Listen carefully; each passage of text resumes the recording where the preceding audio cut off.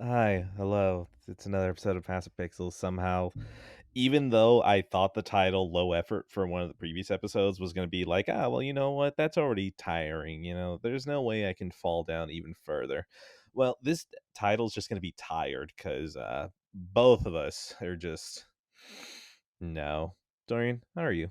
I've been better, kind of battling another ear infection, I think. It decided to transfer over from my left ear to my right ear, so I feel Mm, like death. And if I die halfway through the podcast, the only thing I ask is that you carry on in my stead and, maybe say a nice little eulogy at the end. I was That's actually it. thinking what I was going to do is that I was going to probably burn you, right? If you're Oh, still great. alive, I apologize in advance.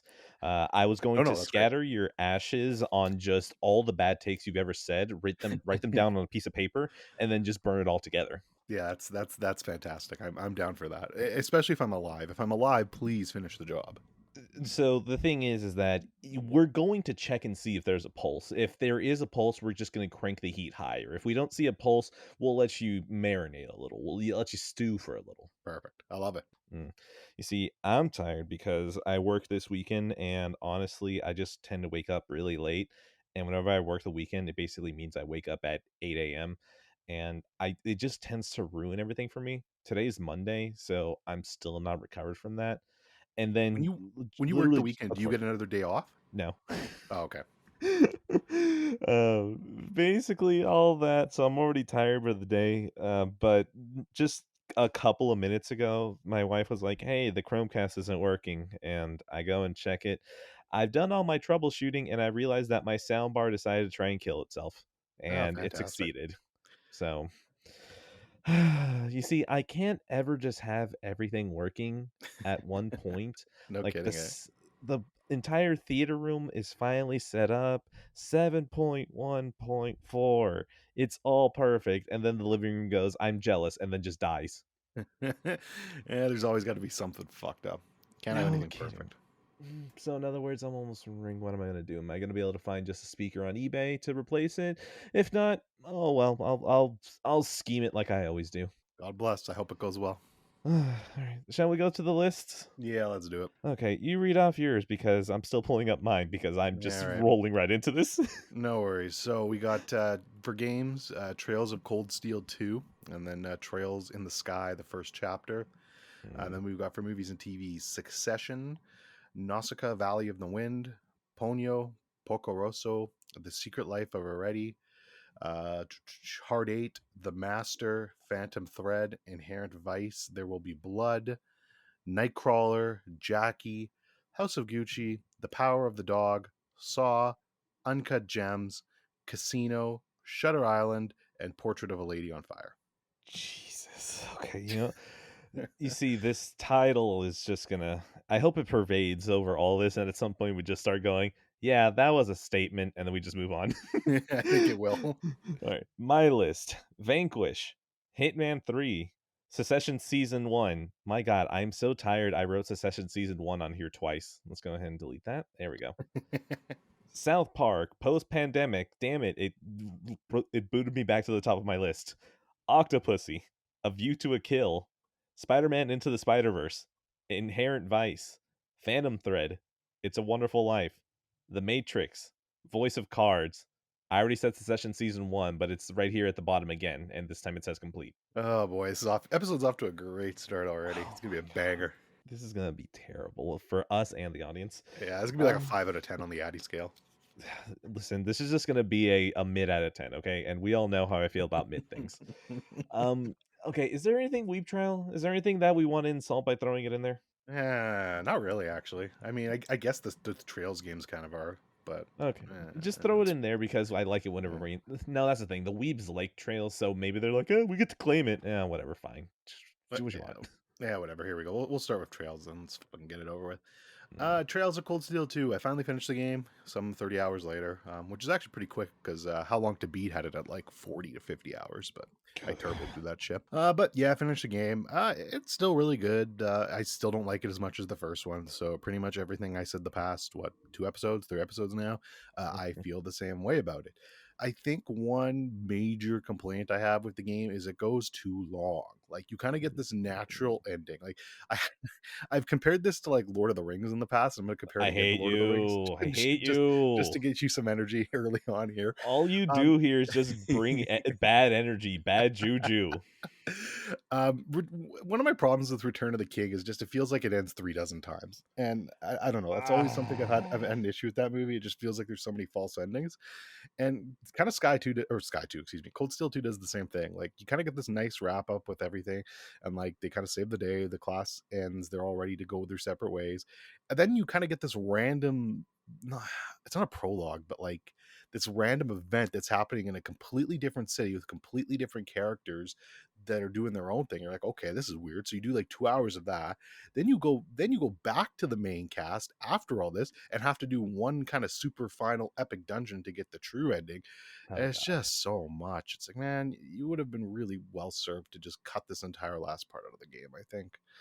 But that could just be me being grouchy and not wanting to play video games right now. I'm not sure. So yeah, I'm glad I played it. I'm definitely. Well, I'll talk as soon as Ed says what he wants to. I'll talk about the next game, but I'm definitely taking a massive JRPG break after I'm done because I can't do any more of these fucking games. Look, I'm just happy that we get to punch video games one more time because if games were good enough, they'd probably convince you that they're worth playing.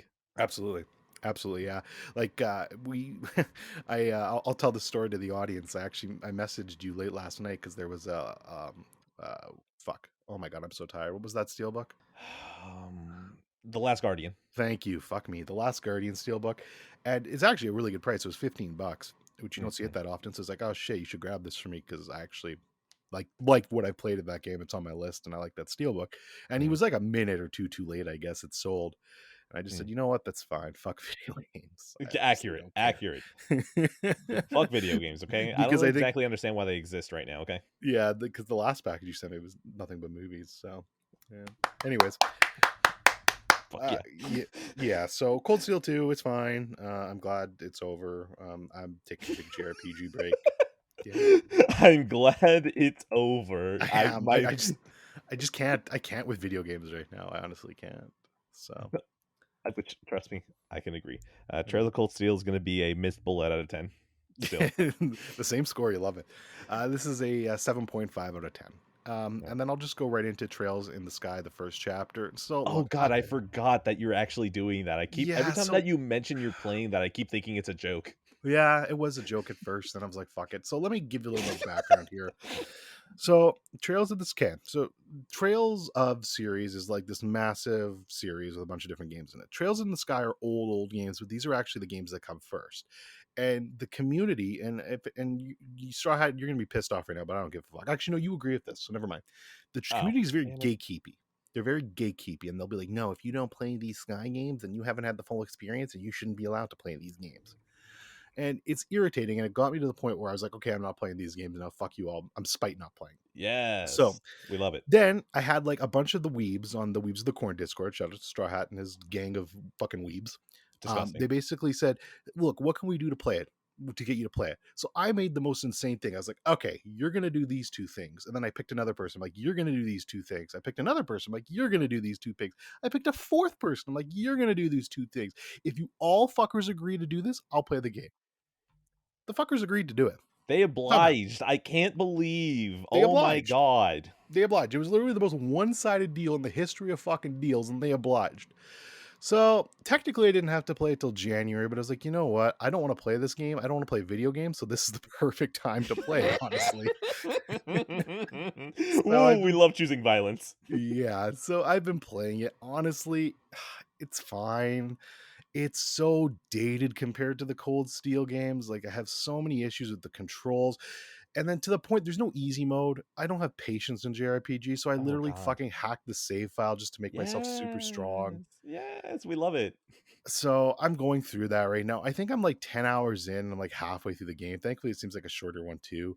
So I think I'm like halfway into the game. I'm just doing like a couple hour chunks at a time, and I'll get it done. Again, I didn't have to play it till January, but I just want to get it out of the way and done, and then, decide if I actually want to play something or just fucking go full into movies. So You see, I'm just glad that this was never in the cards for me. I just have nothing to say because I don't want to think about this series at all. Yeah, I don't blame you. So that's it. That's all I got to say about this shit for now. I hope to God by the next episode I'll be done this game and I can fucking throw it to bed. But I don't know. With how slow I'm playing games, I might not be. So we'll see. But Mm, yeah, mm, mm. no score. So, I'm still playing. so I had a tab open here, and I just noticed that my speakers today, having died, is exactly 1 day before a year since I bought them. Oh, so you should be able to claim the warranty then. I don't know, actually. I don't know. I may have to actually contact them and see if I can do that while we're doing this. Yeah, I would Fuck. definitely try. Fuck it. It's more important than anything else going on here. True. Okay, fuck it. Do we just was that everything for Weep Trial? Because I was thinking we can just do video games first. Yeah, we might as well. Okay, so Weeb Trial's done. I won't make you classify any of your shit as Weebs. Weeb Trial is done. Just let's do video games now. Okay, video games. First off, we're putting it at the front because we just need to get video games out of the way. They're pretty disgusting when you ask me. So, all right. I'm just gonna get Vanquish out of the way. I tried Vanquish, and I really didn't care about this game. The video games are just really weird right now. I don't really care for them. Vanquish felt like, oh, okay, this will be really stupid fun, and I can just kind of enjoy this mindlessly. And then they hit you with like this really boring tutorial that goes on for like 30 minutes or like 40 minutes, and I was like, I don't, can I just play the game, please? Can I just not pay attention? And then it started doing the thing where it's like, you walk for a little bit, here's a cutscene. Like, there hasn't been a fucking single platinum game that has ever been worthwhile for the story except Automata. So I'm just playing this thinking, why is any of this going on? I don't care about any of this. And as soon as I got into the gameplay, I was like, yeah, I guess this is fine. And then I think I got to not even a boss character. It was just like a slightly more powerful character. And the game's like, you need to get creative with how you take him down. And I was thinking, man, I really don't care about this game enough to do that. So I just quit and deleted it. And now that frees up the ability for me to sell Vanquish and Bayonetta since I bought those in Steelbook. So I don't know when I'll do it, but I have a Steelbook to sell off now. That's always stonks. I might actually talk to you about that off the air. I have Oh. zero interest. I have zero interest in Vanquish, but Bayonetta I would like. So, um, yeah, Vanquish. I don't know. That just never appealed to me. I mean, I'm sure it's fun, but I mean, that alone is a problem for me with video games. So, Yep, yep, yep. I, I just I don't know that one's not for me. I've looked into it. I've seen it, but yeah. Vanquish is going to be the power of the PS5's SSD and the Gym Station 5 was too fast and it started breaking the loading out of 10. Yeah, I'll give it a. I would like the Steelbook for Bayonetta, but the Vanquish part of it, I would just never care about out of 10. I think Bayonetta is the actual cover, and then Vanquish is on the back, so there's not exactly anything you can do to split them up, but they're there. Okay, let's see. I'm gonna just knock out Hitman 3 because I honestly, okay, Hitman 3.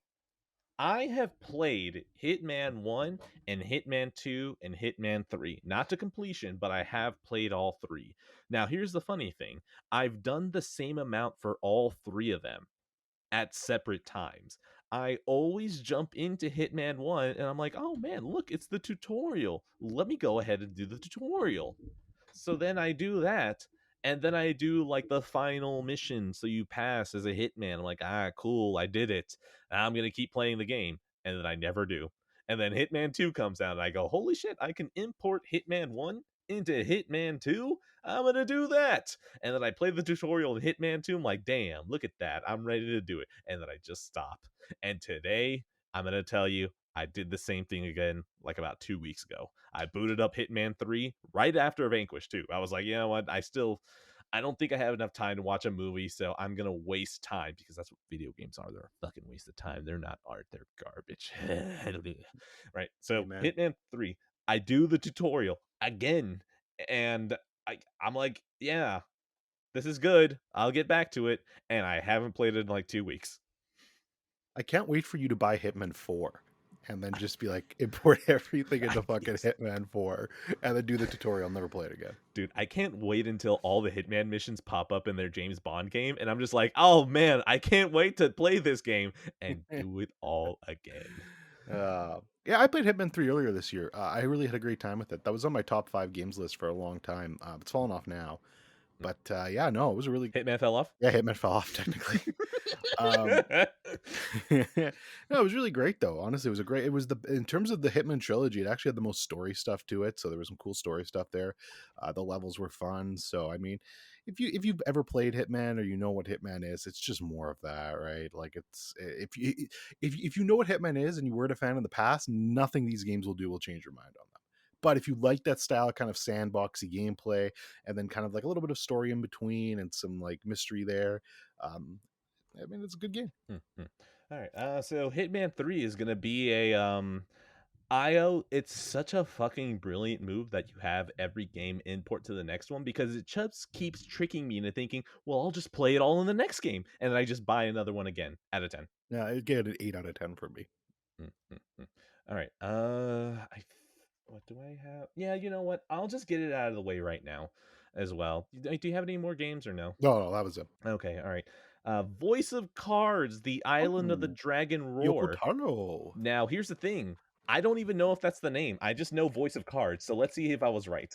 Voice of I Cards. thought it was the Isle of the Dragon or something. The I think. Isle Dragon Roars. You see, Oh, I was close. yeah. Voice of Cards. This is comfy. This is my blanket. I'm back at home. Yoko Taro's making me a little hot chocolate. I finished drinking the hot chocolate and I realized there was a blade at the bottom, and the Moon Man just looks at me and gives me a smile. He's not actually smiling, he's still wearing the Emil face, but like I can tell underneath he's smiling. And I just go, "Wow, Yoko. Thank you. You really do care about me." The game is fine. It's good. It's okay. It's really being pulled through for me by the fact that Yokotaro's writing is just so up and apparent, like just immediately. One of my favorite things. You're never gonna play the demo, right? Oh, now that I might play the game one day, but yeah, I won't play the demo now. Now that the full game's out. Okay, so here's the thing. The demo has some connection to the game that was like, whenever it happened to me, I was like, that is one of the most Yoko Taro things that of course he'd fucking do. So I don't know if to mention it or not. Well, okay. So, are you saying that the demo, like, you should actually play the demo first? I mean, not really, because the demo is like, it's almost like 30 minutes to an hour. It's not really worth it. It's just something that having played the demo and then going into the game, you're like, oh, you fuck. Of course. Oh All right, my all right, God. all right. I tell you what, if you want to talk about it, I'll put my headphones down for like a minute. You want to do that? Okay. Uh, 1840. Go ahead and 1840. 1840. Okay, Yeah, okay. gotcha. Okay, go. All right. So, there we go. They're off. Okay. Now, you can jump out of here if you want, if you're not going to play the demo, whatever. Basically, the demo opens up with 3 characters, and you play that for the entire demo. Those 3 characters show up in the game, and it plays out the entire way. But what ends up happening is that you're not those 3 guys, you end up playing as 3 other characters. And the way it's written is such in a way where it's like, oh, wow, okay. Yokotaro, you are a smartass. I love it because of that. Are you back? He's a beautiful man. I'm back. Okay, so yeah, that's the thing. It's one of those things that Yoko Taro from up out straight at the gate. He's just like, whatever, man. I already did Automata. I did Replicant. I don't know what else you want me to do. I'm just gonna fuck around in this game. And so far, this game just sort of feels like, yeah, these are just all my notes, and they're all kind of scattered, but they're here. So this game still has a lot of the charm in his writing and how he is sardonic. He just is, and it seeps into his writing. The music feels way more relaxed. It doesn't feel like every song has to be burn this fucking choir to the ground. Instead, it's more like, yeah, you know what? You'll still be able to recognize that it's Kechi Okabe, but it's nothing anything that crazy. The combat is fine. It's okay. The music and the presentation are like, oh, okay, you know what? I can get through this. I will get through this game. I made a meme not long ago and I put it on the Last Stand Media Discord. Again, give them money because they're cool. Um, that I put it said something like JRPG developers tying trophies to the worst fucking mini games you've ever played. And that was in reference to this game because there's a card game in this that is okay, well, I guess I should explain. Voice of Cards, all of it is a card game, but there's a card game within the card game. Shut up. Yoko Taro just does this kind of shit, okay? There's a card game within the card game, and at some point there is a game mode that is tied to a trophy that you need to do, and there is a element of randomness that will fuck you over, where if you intentionally try to play the game good, it will fuck you over. So you have to intentionally suck at the game to eventually win, but you also have to handicap some people that will fuck you over while pushing other people to do better than you. It is I fucking hate it. I hate that game mode, but I finally got the trophy after like 2 or 3 hours of just like, well, this is gonna be it, right? This is my gamble. Is it gonna happen? No, nope, nope. And the fact that it's still a PS4 game means that it's slow to load me back in. And I was like, oh my God, I don't want to do this. But, here's the thing. I was working over the weekend in between the check ins. I only have really 2 hours in between check ins. So it's not exactly like I can watch a movie or anything like that. So I just, it was like, fine, whatever. This is going to distract me in between. Dorian, anything about Voice of Cards? No, I'm gonna try it one day. Really? Mm, So mm, yeah, okay. literally Uh, nothing.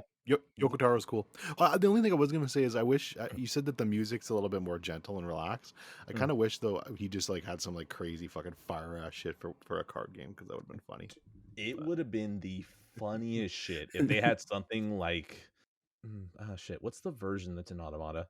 Song of the Ancients, Betrayal, or something like that, where they're opening up the tower. Just imagine some insane music, and all you see is a card flipping around and just doing 360s. Is like, what? Why? yeah, Why? that'd be kind of cool. But I mean, you're not done the game yet, so maybe they'll close off with some banger. You never know. I doubt it. I honestly just think that this game is like, Yoko Taro's like, yeah, man, I guess I gotta pay my mortgage. Like the residual checks for Replicant aren't coming in. I'll just do this. Oh wait, I already put a mobile game out recently. I can't put out another one. Ah shit. I should have done the card game as a mobile game instead. Whatever, just put it on PS4 and Switch. Who cares? So it's relaxed. It's fine. Well, it's gonna get a Yoko Taro is just kind of tired as well. Out of 10. I will play it out of 10 at some point. Okay, that's all my video games. What do next? Shows, I assume. Well, yeah, yeah. You want to just do Succession now? Knock it out. Yeah, sure. All right. So Succession. So you're just to be clear, you finished season one then, right? That is correct. Okay. Yeah, so I'm a bit further along than you. I think I'm 6 episodes into season two, so I'll have to God watch myself a bit damn. here. It's great though. Yeah, it's fantastic. I can understand why people are saying it's the best show on television. I don't necessarily agree with that at the moment. I still think Better Call Saul is my favorite show on television right now. Mm-hmm. But we'll see how this finishes. But yeah, it's been it's a great show. Um, I mean, just the fact that they managed to get all these characters that you just fucking hate. They're all horrible characters. Like Yep. every single one of them. They're horrible people, is what I mean. Like they're great characters, but they're horrible people. Yes. But you kind of like at any given time, you kind of got to root for one of them and kind of pick your favorites, and that's what makes the show kind of unique and really cool. And it kind of switches depending on what's kind of going on in the show itself. I still think my favorite dynamic in the entire show is Greg and Tom. I fucking love those two and just how they fucking interact and how they deal with each other. So I think it's great. Kendall is still the biggest fucking cuck I've ever met in the entire world. I swear to God, that guy, man. He's just a cringe city for me every time he's on the scene. And yeah, it's just incredibly well written. It's funny when it should be funny. It's awkward when it should be awkward. Great dramatic moments. It's an HBO banger. What do you expect? Mm-hmm. All right. Secession. I have just finished season one. Right. I actually literally finished it yesterday. Secession is fun. It is fun. I don't know if I can get down with saying it's the best show on TV because, like, look, I'm pretty sure we're both depressed bastards. Like we need something that's a lot more sad, and Secession just feels like really, really fun. That is Yeah, anchored yeah. by some really hard hitting actors, and that's good and all. But I'm going to show a lot of my pretentiousness by just going, yeah, but it's kind of like just fucking around, really. It's not anything like hard hitting or anything. It's so weird to be sounding really negative about Succession because I still think it's like really enjoyable. Like you love seeing these people be so terrible and you just vacillate between, well, okay, you're doing something okay, so I guess it's okay to root for you. And every single one of these characters just flips sides on who gets to be the worst person this episode. Or hell, even before what you would assume would have been a commercial break. So, Secession is very fun. I'm enjoying myself. Maybe season 2 and 3 is where it skyrockets, and honestly, I'm okay with that. Season 1 was enjoyable enough with all these characters that I'm gonna keep watching. And besides our, legally obligated mandate to Yeah. watch these shows. I will say, so far, season 2 has been better than season 1. I don't know if Mm-hmm. it's dramatically better, but it's better. So, Mm-hmm. All right. Do we go into spoilers at all? Do we want to go deeper? it's up to you. I mean, we can talk a bit about the finale if you want. Okay. We'll do this just so we can talk about the characters a little bit more freely. Yeah, So, sounds good. we both recommend this show. So 3, 2, 1. I still supported Kieran Culkin even when he potentially murdered people with a rocket launch. I was still thinking, you know what? Those people weren't you. It's okay if they died. My favorite Kieran Culkin moment from season 1 is still just him going into that office and deciding it was a good moment to jerk off. Look, he was Honestly, I just love that. so It was great. overwhelmed by the power that he had. And sometimes you just look at those emails and someone eventually sends you a PDF that looked a little too thick. And, you just have to do something about that. Yeah, no, it was, but yeah, no. If we're going into spoilers, I think like like that was the kind of the big serious moment of season 1 for me. Is basically just Kendall's drug addiction finally costing another. Well, I mean, it's not really his fault, but cost another I mean, other he dude kind his of did, life. though. It Kind of is did, his yeah. fault, though. It is kind Like, of his fault. I mean, he shouldn't have been driving anyways because obviously he was fucked up. So yeah, it is his fault. no, no, I Um, mean, that guy wouldn't have gone no, driving looking for cocaine had Kendall not asked him. yeah, he should have just had some of the Special K. Then it would have been fine. Yeah. Um, Yeah, I still. Kendall's such a fuck up. Like I like his character. I like his character a lot, actually. And I'll say, like he again, I can't really go into spoilers about season 2, but his character does a lot of interesting things in season 2, and I've got some theories and some comments about it. But I'll save those until you're caught up. But he's a really interesting character, but just a gigantic fuck up and a cuck, just an absolute moron. So I think Kendall's actually probably the worst one because at least the others are honest about how they are, except Shiv. Shiv always looks at Kendall and's like, can I be a little shittier though? Just a little bit.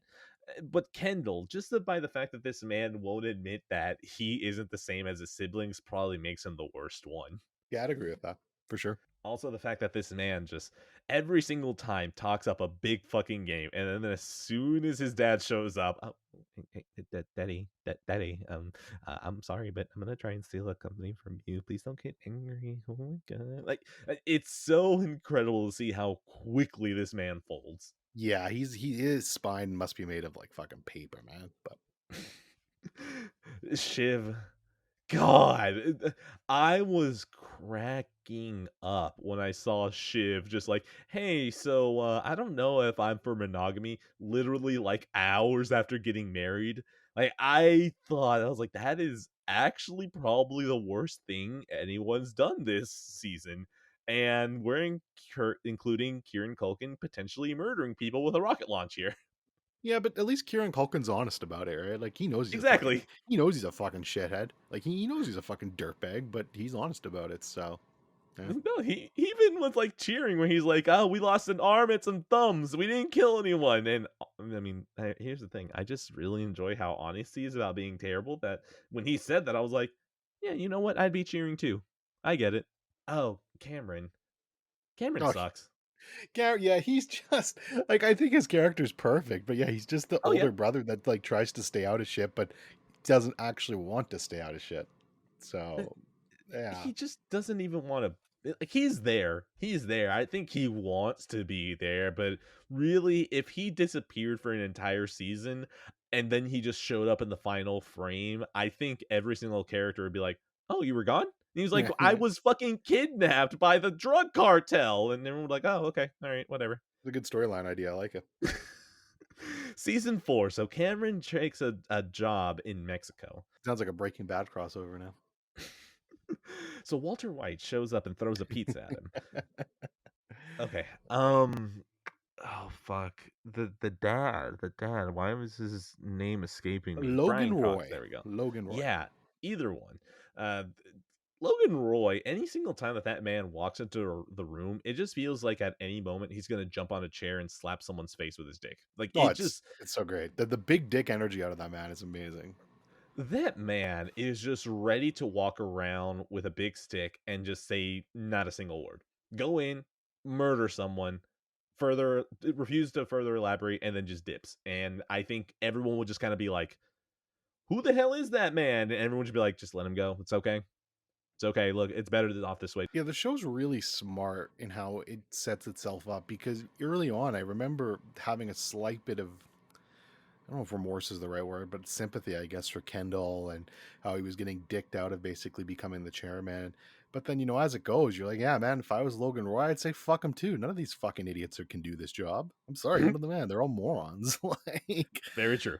yeah, they're all morons. Like, I don't blame him. I'd be sticking around as long as I can too. So I also just don't know why he's not tired. Like, I feel like at this point, I feel like it's just more pride than anything else that he still sticks around, or yeah, I agree. maybe he just he just knows he'd be too bored at home. So like, I'm just gonna keep doing this instead.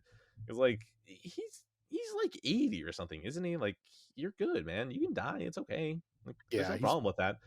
yeah, it's just pride at this point, and probably just the fact that he knows if he hands it off to one of his fuck up children that they're gonna fuck it up, and he doesn't want to see his legacy torched like that. So Oh yeah, you're right. Legacy, I guess. Yeah, yeah. You know what? We'll give it more to Legacy because I still like thinking of him as just being like really selfish. But to be fair, it's probably both. Okay. I don't know. Is there anything else about Secession? no, I think we're good. Okay, Secession. It's fun. Fun out of 10. Yeah, first season. I mean, I don't usually rate TV, but like first season would be like an 8 out of 10 or something. I guess I don't know. Fuck it.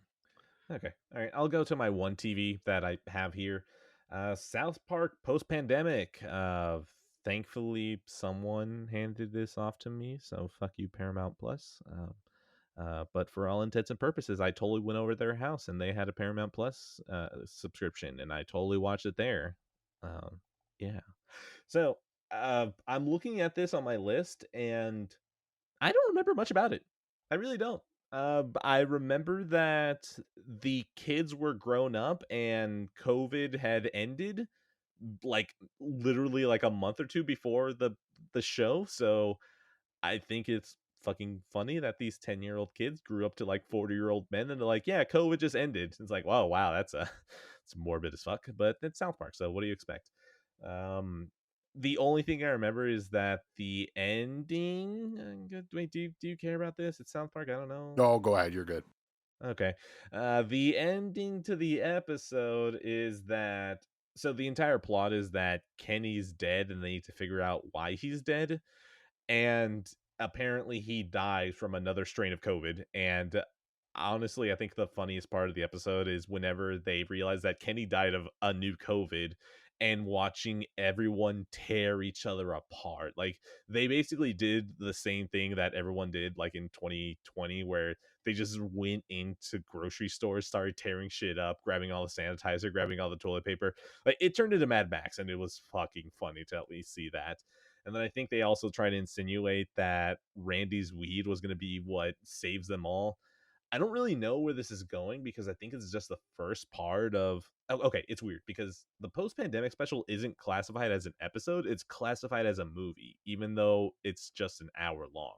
So I don't exactly know. Maybe Matt Stone and Trey Parker got such a sweetheart deal from Paramount Plus to do this that they're like, we're gonna give you an hour, we're gonna call it a movie, and that's part of the agreement. And Paramount just went, please, do you know how little subscribers we have? Just do whatever you can. So I don't exactly understand where this is going, but I mean, I'll still stick it around, even though I don't remember it. I still know that I didn't regret my time with it, so I'll keep watching. Yeah, that's really cool. I'm so behind on South Park at this point, so it's just not even on the radar for me. But everything I've ever watched of South Park, I've enjoyed. So sounds funny. Understandable. South Park is going to be a pangolin out of 10. So I would like to watch it, but where is the fucking time out of 10? Accurate. I'm just gonna take another turn because I'm just gonna knock these out. Octopussy and A View to a Kill. Yeah, these are on the list. I don't remember when I watched these. I don't. I'm actually kind of shocked that they're on here. I don't think I would have forged this. I don't think I would have lied to myself about having watched them. I think one of the characters' name is Octopussy. I think A View to the Kill has. I was about to say Christopher Nolan, but that's not right. That's the wrong Christopher that I'm thinking.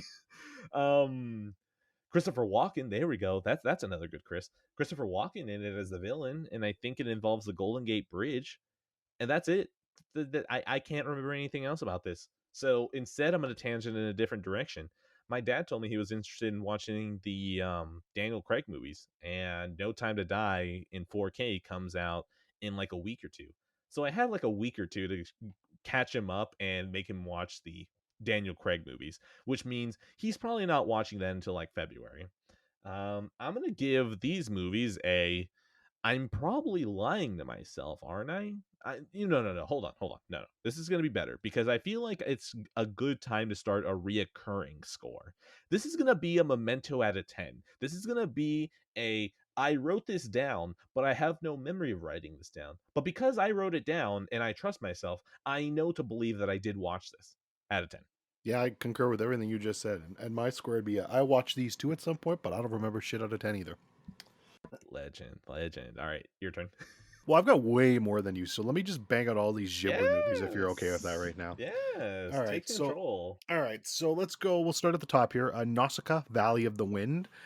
This was actually really great. Out of all of the ones I'm about to talk about, this is my favorite of them.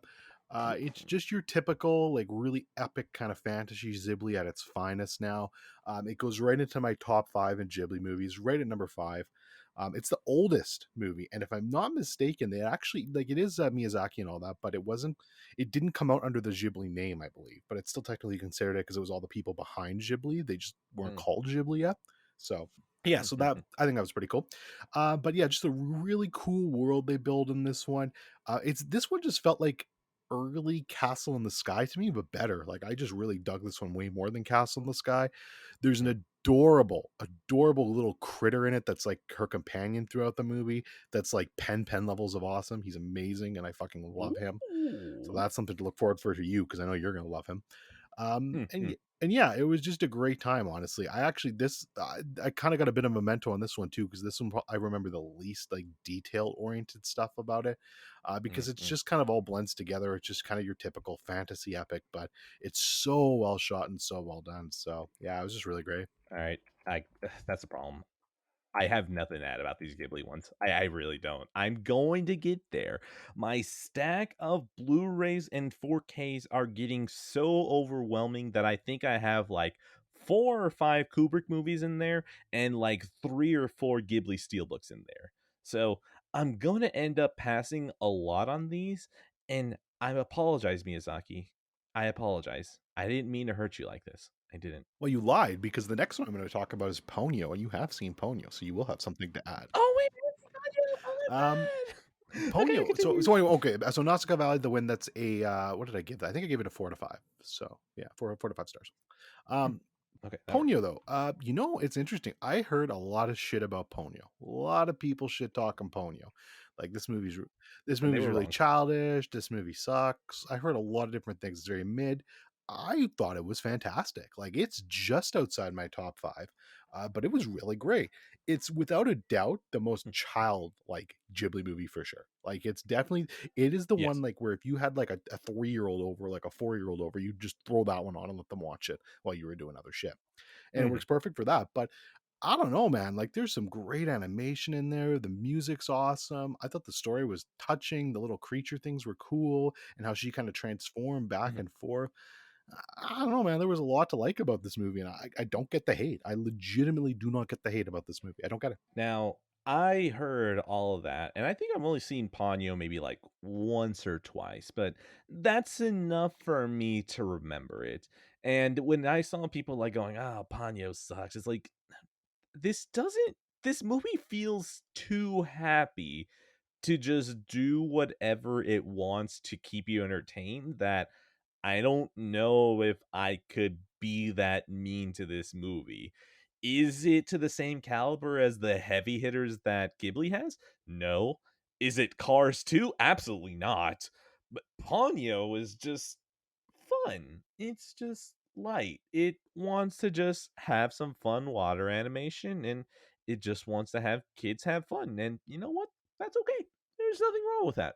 I would watch Ponyo again if it was on. I would go, "Oh, look, it's Ponyo again. There's nothing else. Sure, fine. I'll just sit here. I'll go wash some dishes. I'll go fold some clothes. We'll be okay. There's nothing wrong with Ponyo. Ponyo's fun." Yeah, I think you hit the nail on the head. I think people just might hold Miyazaki and Ghibli to a higher standard because yeah, that's like way like if you take something like Ponyo and compare it to fucking Cars 2, there is night and day. Like that's not a bad movie. Ponyo's amazing compared to that kind of thing.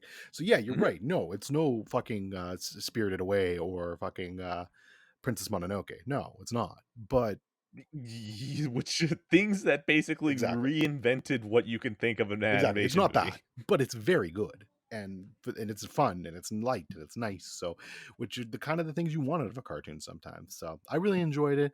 Thought it was great. Another 4 out of 5 for me. Ponyo is gonna be a come on, guys. It's a little girl, and she turns into a fish, and the boy likes the little girl, and that little girl's a fish. So I'm gonna give it a reverse Shape of Water out of 10. Very nice. I like that score. Um, I thought of it right in the that's middle of saying that. I was like, ah, Yeah, that's fuck, that'll be great. That's perfect. good. So next up, Porco Rosso. Porco Rosso, good movie. Feels its age a bit though. Like this one actually felt older to me than Nausicaa, which is interesting. But yeah, no, it was good.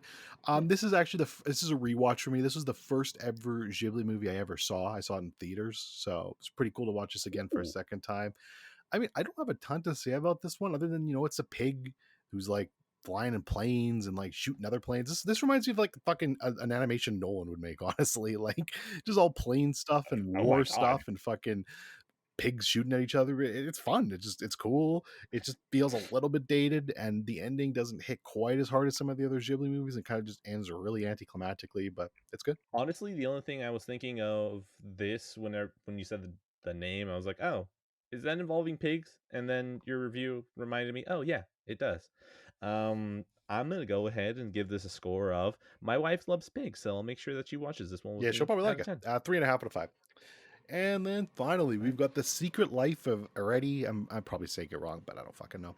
Um, Another one. This one kind of really got shit on by a lot of people. This one's not directed by Miyazaki. It's not by his idiot son though, so that's good. But yeah, I honestly like this one more than I was expecting. Now it's not even as good as Ponyo. Let me make that very clear. And it's near like the bottom kind of my Ghibli rankings, but it's still good. I would still take it more than like 99% of other animation. Really cool idea behind the movie.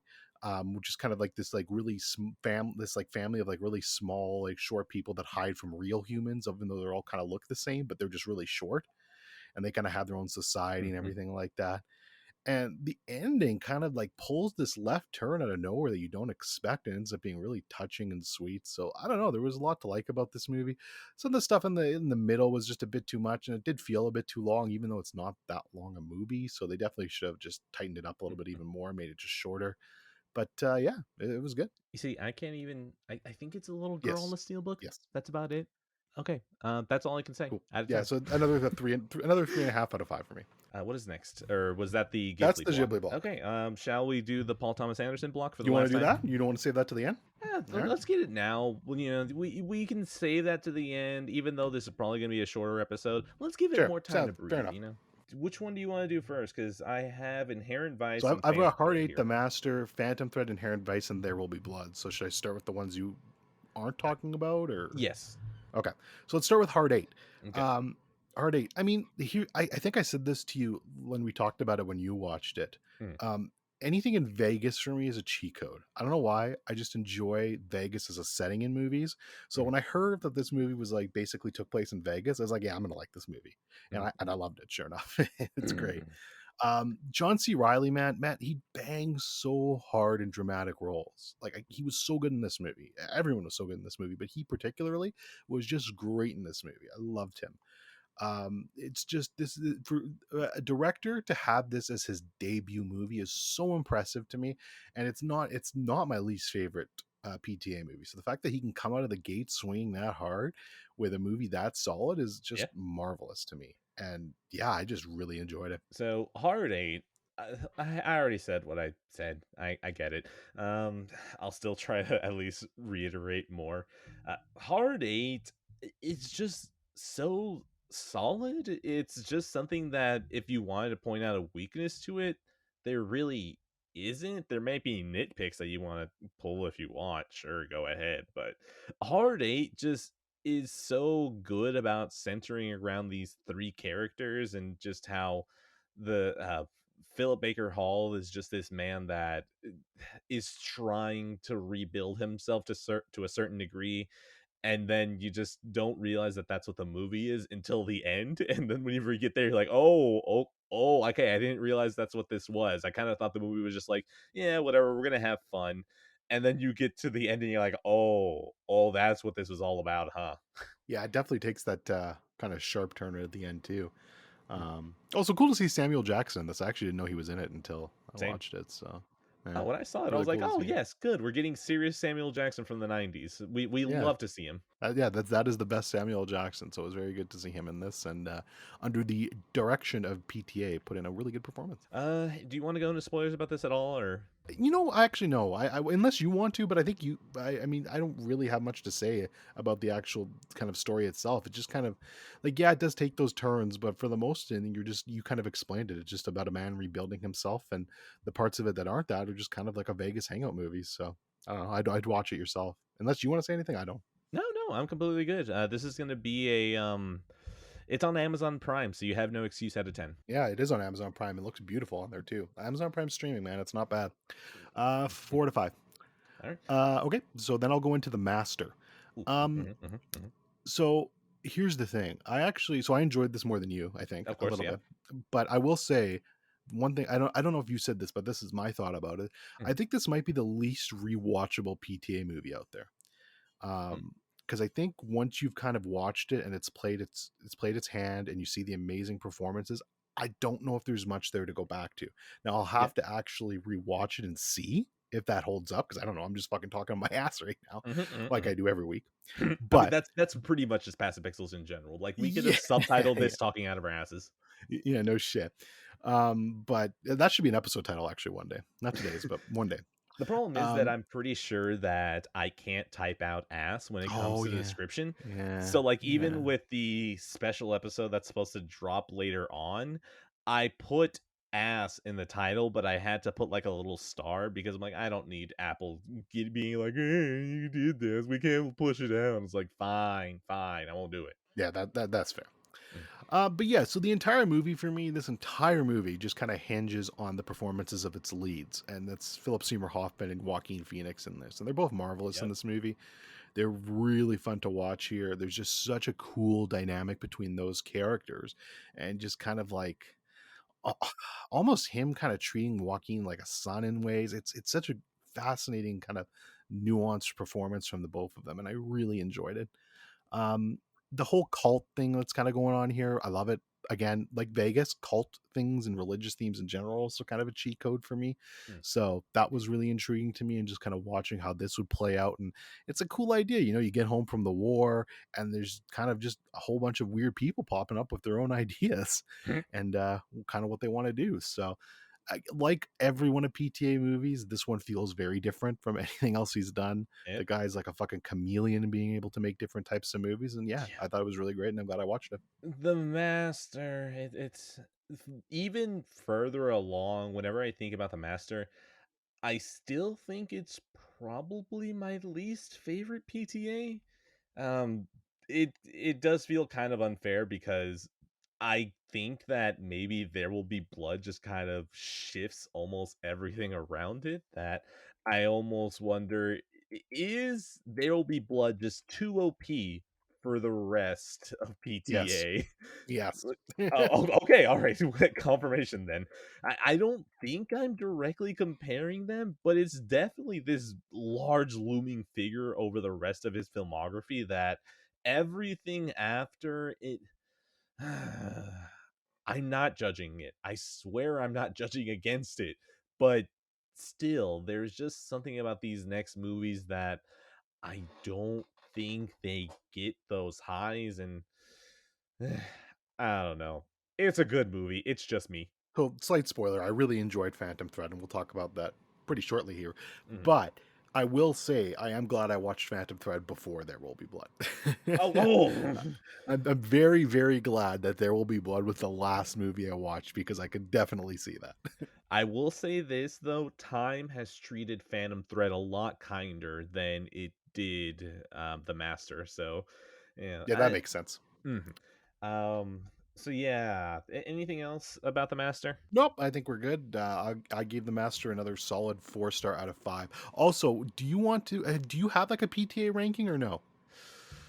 When Oh, we're done, I'm just gonna quickly read off mine. If you don't have one, that's fine. You don't have to, but I'm gonna read off mine because I thought that would be fun. no, So that is okay. I will actually create one right now as we're okay, doing do this. that while I start talking about There Will Be Blood Uh, because oh boy, So I do will say I. this: the Master, my score.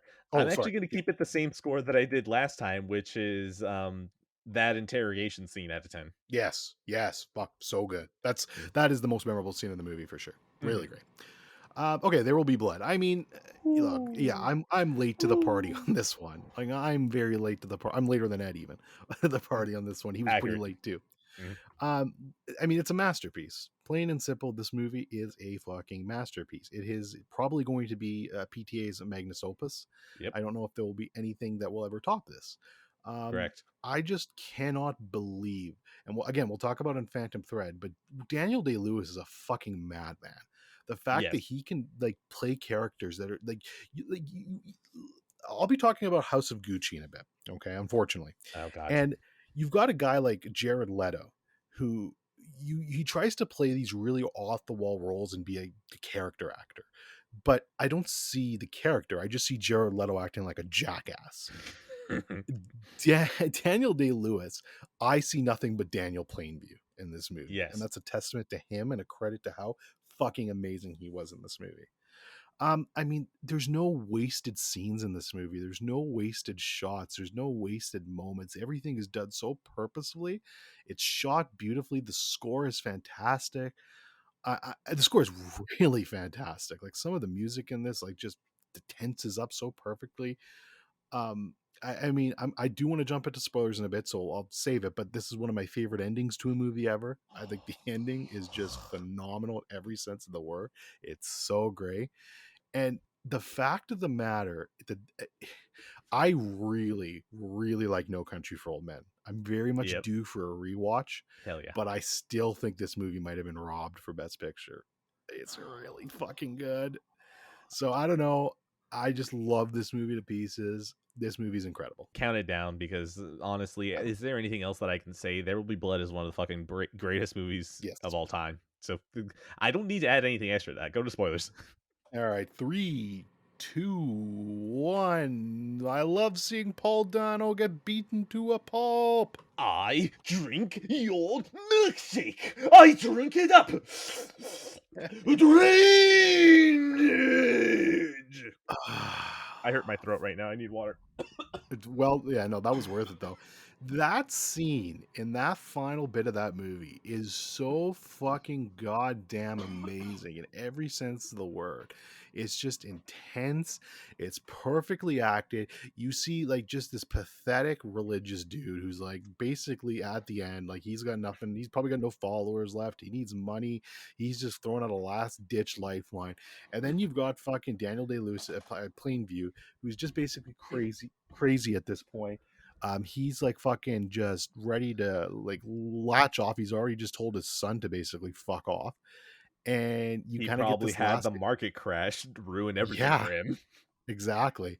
And then you just have this last interaction with these two guys, and just I guess decades full of frustration just come out in that moment, and he beats him to fucking death with a bowling pin. It's so fucking good. The final line of There Will Be Blood might be one of the greatest final lines ever Yes. put to a Yes. movie, of Daniel Day-Lewis just going, "I'm finished."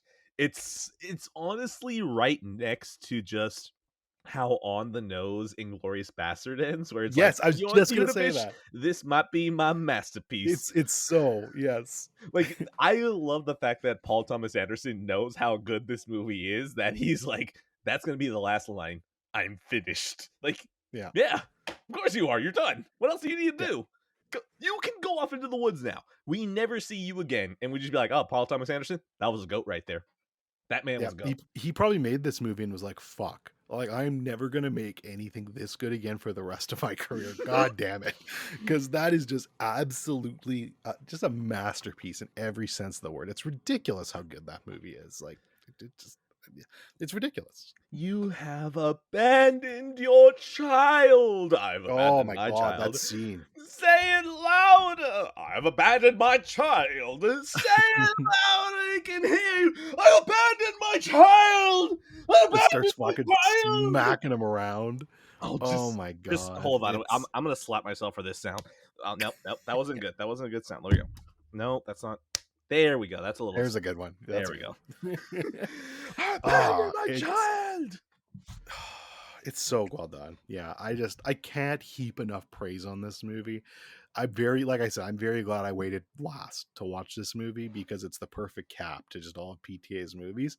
And yeah, like I don't know, maybe he will try to do something like this again, and I'd be fine with that, I I hope guess. not. But like, I hope not either. Like, he just needs to let like he's been making now. He's done like The Master, which is kind of your drama, Inherent Vice, which is completely off the wall stoner kind of movie, Hmm. fucking Phantom Thread, which we'll talk about. That's a weird movie too. And then Licorice Pizza looks like a hangout movie. So he's Yeah, never kind of gone back to this kind of just epic, dramatic, fucking masterpiece of a movie. And and I don't want him to. hopefully, I don't want him to either, man. Like, let him. He's so creative. He can make new shit and just Yeah. kind of stay in different genres because this remains untouched for me.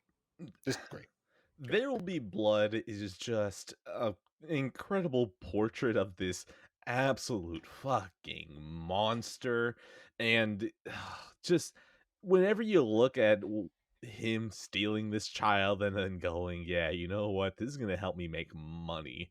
And then as soon as that child stops being useful, he just goes, "Nah, we don't need this anymore. We really don't." Abandons him once so he can actually go and I guess be taught how to communicate. And then the second time, whenever his son's like, "I don't want to be you. I want to go do my own thing." He's like, "Fuck you. You're not trying to help me. You're my enemy. Get the fuck out of here." Just, oh, It's kind of like the Logan Roy of the oil field times, in a way. I can't Oh make that man. joke. That would be a spoiler. Ah, Yeah. fuck. Oh, God. I'll type it in. I'll type it in. Yeah. Exactly. You see, I'm sorry to all our audio listeners. I cannot spoil Secession for you. I'm sorry. I'm not going to do that. But there's something in the finale of season one that maybe Logan Roy and Daniel Plainview have a lot in common. Where if they're like, "Oh, you did that as a dad. I did that too. I was an asshole too." Um, Yeah. but yeah, fucking But There yeah, Will Be Blood. Incredible, absolutely masterpiece of a movie. yeah, masterpiece of a movie. I mean, you talked about it last week, so I had to add in my thoughts. I'm amazed I watched this. I quickly grabbed the Blu-ray. For the love of God, make a 4K cut out of this. 5 out of 5. Please.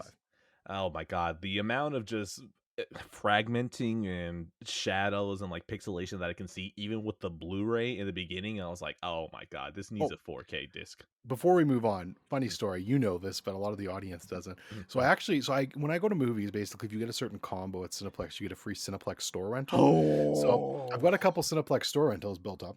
So I was like, fuck it, I'm going to use one of those to rent There Will Be Blood. So I rent There Will Be Blood. Now, if you've seen There Will Be Blood, the opening 15 minutes of this movie, there's no dialogue. It's really intense, a lot of sound, a lot of music. Basically, the kid's father dies, all that stuff happens. And you just kind of, okay, like super intense. And then finally, you kind of get this fake cutoff scene where he's talking to these like townspeople. So 15 minutes in, I'm watching the movie, and all of a sudden, you got Daniel Day Lewis just start talking in French, and I'm like, "What the fuck?" And it took me a few seconds. I'm like, "Is this part of the movie? Like, where are the subtitles? Like, why is he talking in fucking French?" And I realized, no, this is just Cineplex being fucking stupid, and there's no English version of this. So that was great. I had to complain and then rented it through Amazon Prime. That was awesome. Uh, it was very weird that Paul Thomas Anderson just had Daniel Plainview speaking French in West Texas this entire time. It was definitely a And choice. interesting artistic choice. Not sure I agree, but that's the one flaw with this movie. Yeah, you know what? That's the only thing. If maybe he spoke English, this movie would actually be really good. But instead, it's just dog shit now. But yeah, 5 out of 5, absolute masterpiece. A Kino out of 10. All right, so now we've got where do you want to go first? Inherent vibe or inherent vibe? I actually Dude, have you know what? Inherent vibe out of 10. That's so funny. I actually in my notes I have inherent vibe, and I swear I did that by accident, but it actually works. That's fucking funny. Dude, Uh, inherent vice is a vibe, okay? okay, I guess we're starting there Yeah, because exactly. Okay, hold go on, ahead. hold on. You like it more This than me, so go ahead. this is pretty much, let's see, out of this entire run of episodes, there have been only 3 times that I've written a note right next to the movie to remind myself of something. This is the third time. And what I wrote was Moto Parakeku, because just hearing Josh Brolin speak Japanese, I think spoke to my soul in pieces that I didn't know I needed. And him speaking Japanese, asking for more pancakes, is something that honestly, if that scene alone were just given to me of just Josh Brolin speaking to some Japanese men about getting more pancakes, that's all I need, honestly. That's the best movie of all time. 10 out of 10. Incredible, nominated for all the Oscars, and I'm good. But, sadly, there's another movie attached to it, so I have to, I guess review the rest of it and not just that. Um, Inherent Vice is fun. It's fun. I don't think there's anything really to it. I don't think that this movie works well to read into it. I think Paul Thomas Anderson was just like, I want to do a detective movie. And that's about it. It's just a bit of a detective movie. It's nothing that crazy. Even when I stop to think about it, I don't really remember the minutia at all. I just kind of remember of Joaquin Phoenix. This is the second time now in 2 episodes that I forget his name. I'm sorry, Joaquin Phoenix. Uh, Joaquin Phoenix just hanging out like a hippie and trying to be a PI. And you know what? That's okay. He doesn't need to be any more than that. Inherent Vice is fun. Yeah, I think the movie's fine. I didn't love it. This is so spoiler for my list, but this is definitely my least favorite PTA Anderson movie I've seen so far. Mm. But I still think it's well made Mhm. and really well acted by Joaquin, of course. I don't know. The movie just felt like I needed to be really high or like in a theater to enjoy it, but probably preferably both.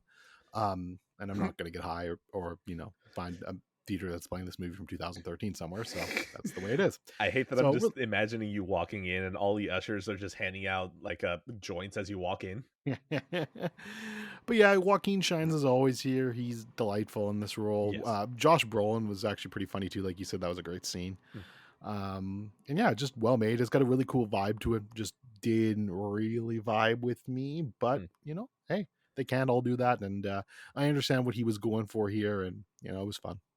I was just very happy that early on I just accepted that this movie wasn't going to be about, big capitalism ruining a man or an emotionally stunted man trying to learn how to love a woman. Like it was just Joaquin Phoenix is going to be a detective and you're just going to follow him. And it's going to have slight noir feels to it because he has what would feel like a femme fatale, and you're just gonna enjoy it. And I went, yeah, you know what? I'm okay with this. And also pretty funny that you have Joaquin Phoenix in The Master, and then immediately after you have him in Inherent Vice and playing just completely two different characters, and you're just like, oh, well, that's nice. Paul Thomas Anderson just went, hey, I'm sorry for making you look like a real creep in The Master. Can I make you look kind of cool in Inherent Vice? And he went, yeah, sure, let's do this. Yeah, PTA is really good at getting those people that are just so like, and I mean that's obviously what he's trying to find, but just actors that are so like just chameleons in what they do. Yes. Philip Seymour Hoffman, Joaquin Phoenix, Daniel Day Lewis, all of these fucking main actors,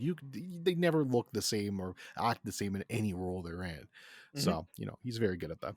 Oh God, you're not wrong. He just tends to grab actors that when you see them, your immediately reaction is, "Oh, hey, it's that guy," and then that lasts maybe like 2 minutes before they just become that character. And you're like, "Oh, okay, you know what? Yeah, I buy them now." I agree. He's very good at that, and I like that. Like that's just when you get actors like that that are that talented and can put those type of roles out, it's impressive. And you pair them with a director and writer like Paul Thomas Anderson, you usually get something special. Hmm. All right.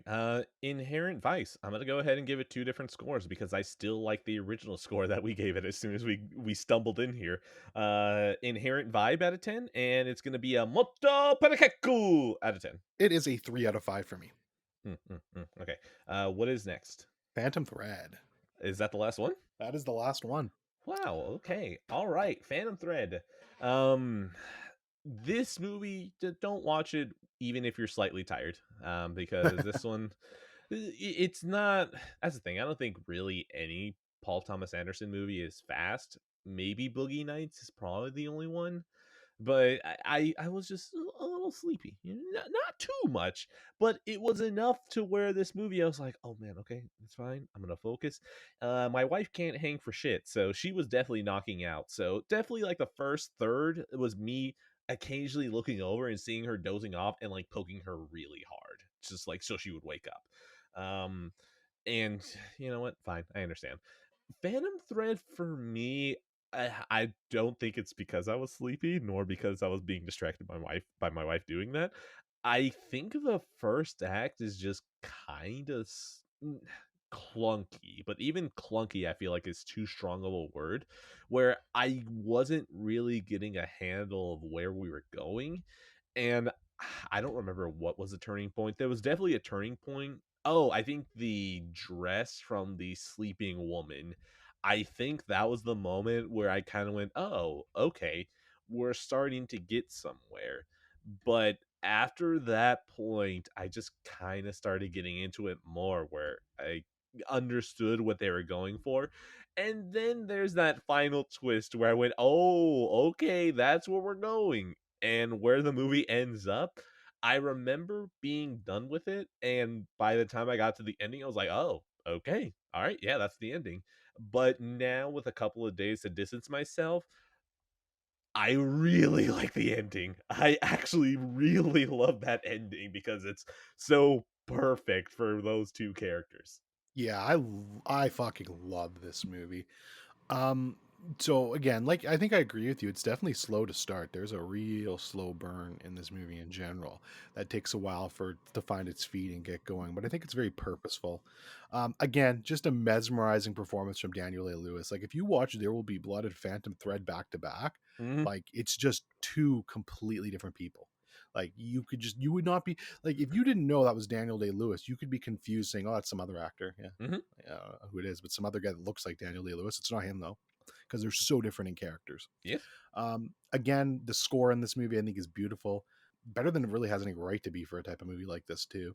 Like I said, this movie is a masterclass to me, and just you take a simple idea, and you kind of slow burn it and build it throughout the entire movie, and you kind of get what this is, and it's something only a director like PTA can do. And then also just to circle back on what you said about the ending, absolutely slack jawed the ending to this movie.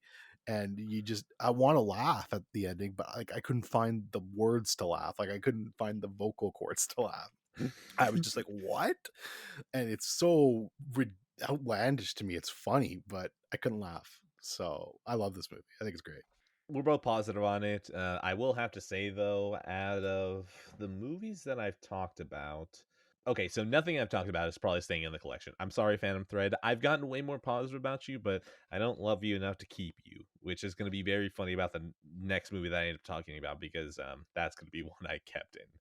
We'll get there, but yeah, Phantom Thread. We're both positive on it. Shall we go spoilers? Let's do it. All right, 3, 2, 1. Don't tell me that your relationship is real until at least one of you is poisoning the other to get them to slow down and pay attention to you. Hell yeah. Poisonous uh, mushrooms, man. Gotta love them. oh my god. As soon as I saw the mushrooms for the first time, I was like, "Oh my god, is she going to do that classic shit that you always hear people threatening to do, where what they do is that they poison their loved one and just slowly watch them die?" And I was like, "Oh my god, is she really doing this?" And then when I saw him survive, I was like, "Wait a minute, where is this movie going? Did she finally realize that Daniel Day-Lewis is like, "Ah, you know what? Maybe I am ready for love." And then he turns into an asshole again. And she's like, "You know what? Fuck it. He didn't learn. I'm going to kill him again." And then he realizes it. And the insane moment to me is that he realizes it and then he goes, "Oh shit. Am I just really that much of a workaholic that I need to be literally poisoned to slow down?" And he goes, "Yeah, you know what? I do think I'm a workaholic that needs to be poisoned to be slowed down." And then he just looks at her so lovingly. It's like, "Yeah, you know what? Let's just keep doing this." And she goes, "Oh, thank God. I found a man who's just insane as I am." It's so fucked up. Like, it's such a little twisted fucking romance, but hey, it's their romance and it works for them until he ingests too many mushrooms and probably dies one day, but fuck it, for now they're happy. It is so insane to me that that's what this movie was. If you would have asked me what this movie was, I would have been like, "Ah, well, you know what? It's just going to be a tailor. He's going to have a girl. I assume this is going to be some sort of courting or something like that." Like, I was thinking this was going to be another Punch Drunk Love. And I was like, "You know what? Yeah, I'm okay with this." And then just seeing how their relationship was just awful from the beginning and it just continues to be awful. It has a couple of bright spots. And I was like, where's this going? And then whenever I realized that ending, I was like, oh, this is actually a literally toxic relationship. Wow. Cool, I think. Yeah, literally toxic. You hit the nail on the head there. Um, yeah, it's such a unique, again, PTA, but it's a unique movie, and not a lot of filmmakers out there could pull something like this off. So I think that's what made me appreciate it even more. Also, the 4K cut for this movie was fucking gorgeous, like just a gorgeous transfer. So props to that too. I don't know about that actually. The 4K cut did have a little bit of fragmenting when I started looking. It just seemed like some of the shadows would break apart too much. It felt like they didn't clean up some of the film grain in it. Like some of the film grain looked really damn good, and then other times it was just kind of like a little too crackly where it would break some of the colors.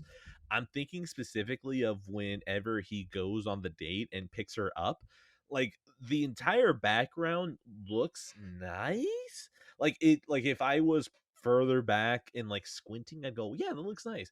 But then I look forward and it just kind of looks like the mountains are dancing, and I was like, this is kind of sad. And I think this movie came out in 2017, so I don't know if this is just a problem with the original run of 4K movies that came out, because there were some movies that when they came out in 4K were kind of fucked up. Like I think there were a whole bunch of Fox movies that in their first run didn't even have HDR. So like that's how bad we're talking. I don't know if that was the same case here, but uh, this 4K, I was like, I'm glad I still have this compared to streaming, but I found that it didn't have the attention that this movie probably should have needed. That's interesting. I guess your mileage may vary then. I didn't notice many problems. Like I had it set to Cinema Bright, I believe, or yeah, I Ew. think it was Cinema Bright for it. Cinema Home.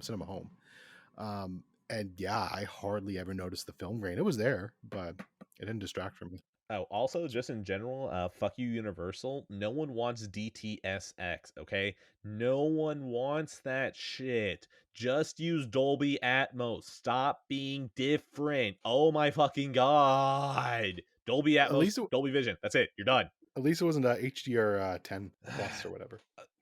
Oh my god. That's the thing. I think no, I don't have it in this room right now. Universal is one of the ones that does HDR 10 plus, and it always pisses me off. And I'm so glad that either Damien Chazelle or Sam Mendes or Roger Deakins were like, haha, we're making a movie with you and you want us to use HDR 10 plus. Haha, fuck you, give us Dolby Vision, fuck you. So I'm at least happy that First Man in 1917 somehow snuck away at a Universal not doing that. Does Paul Thomas Anderson not get that? You know what? I hate it.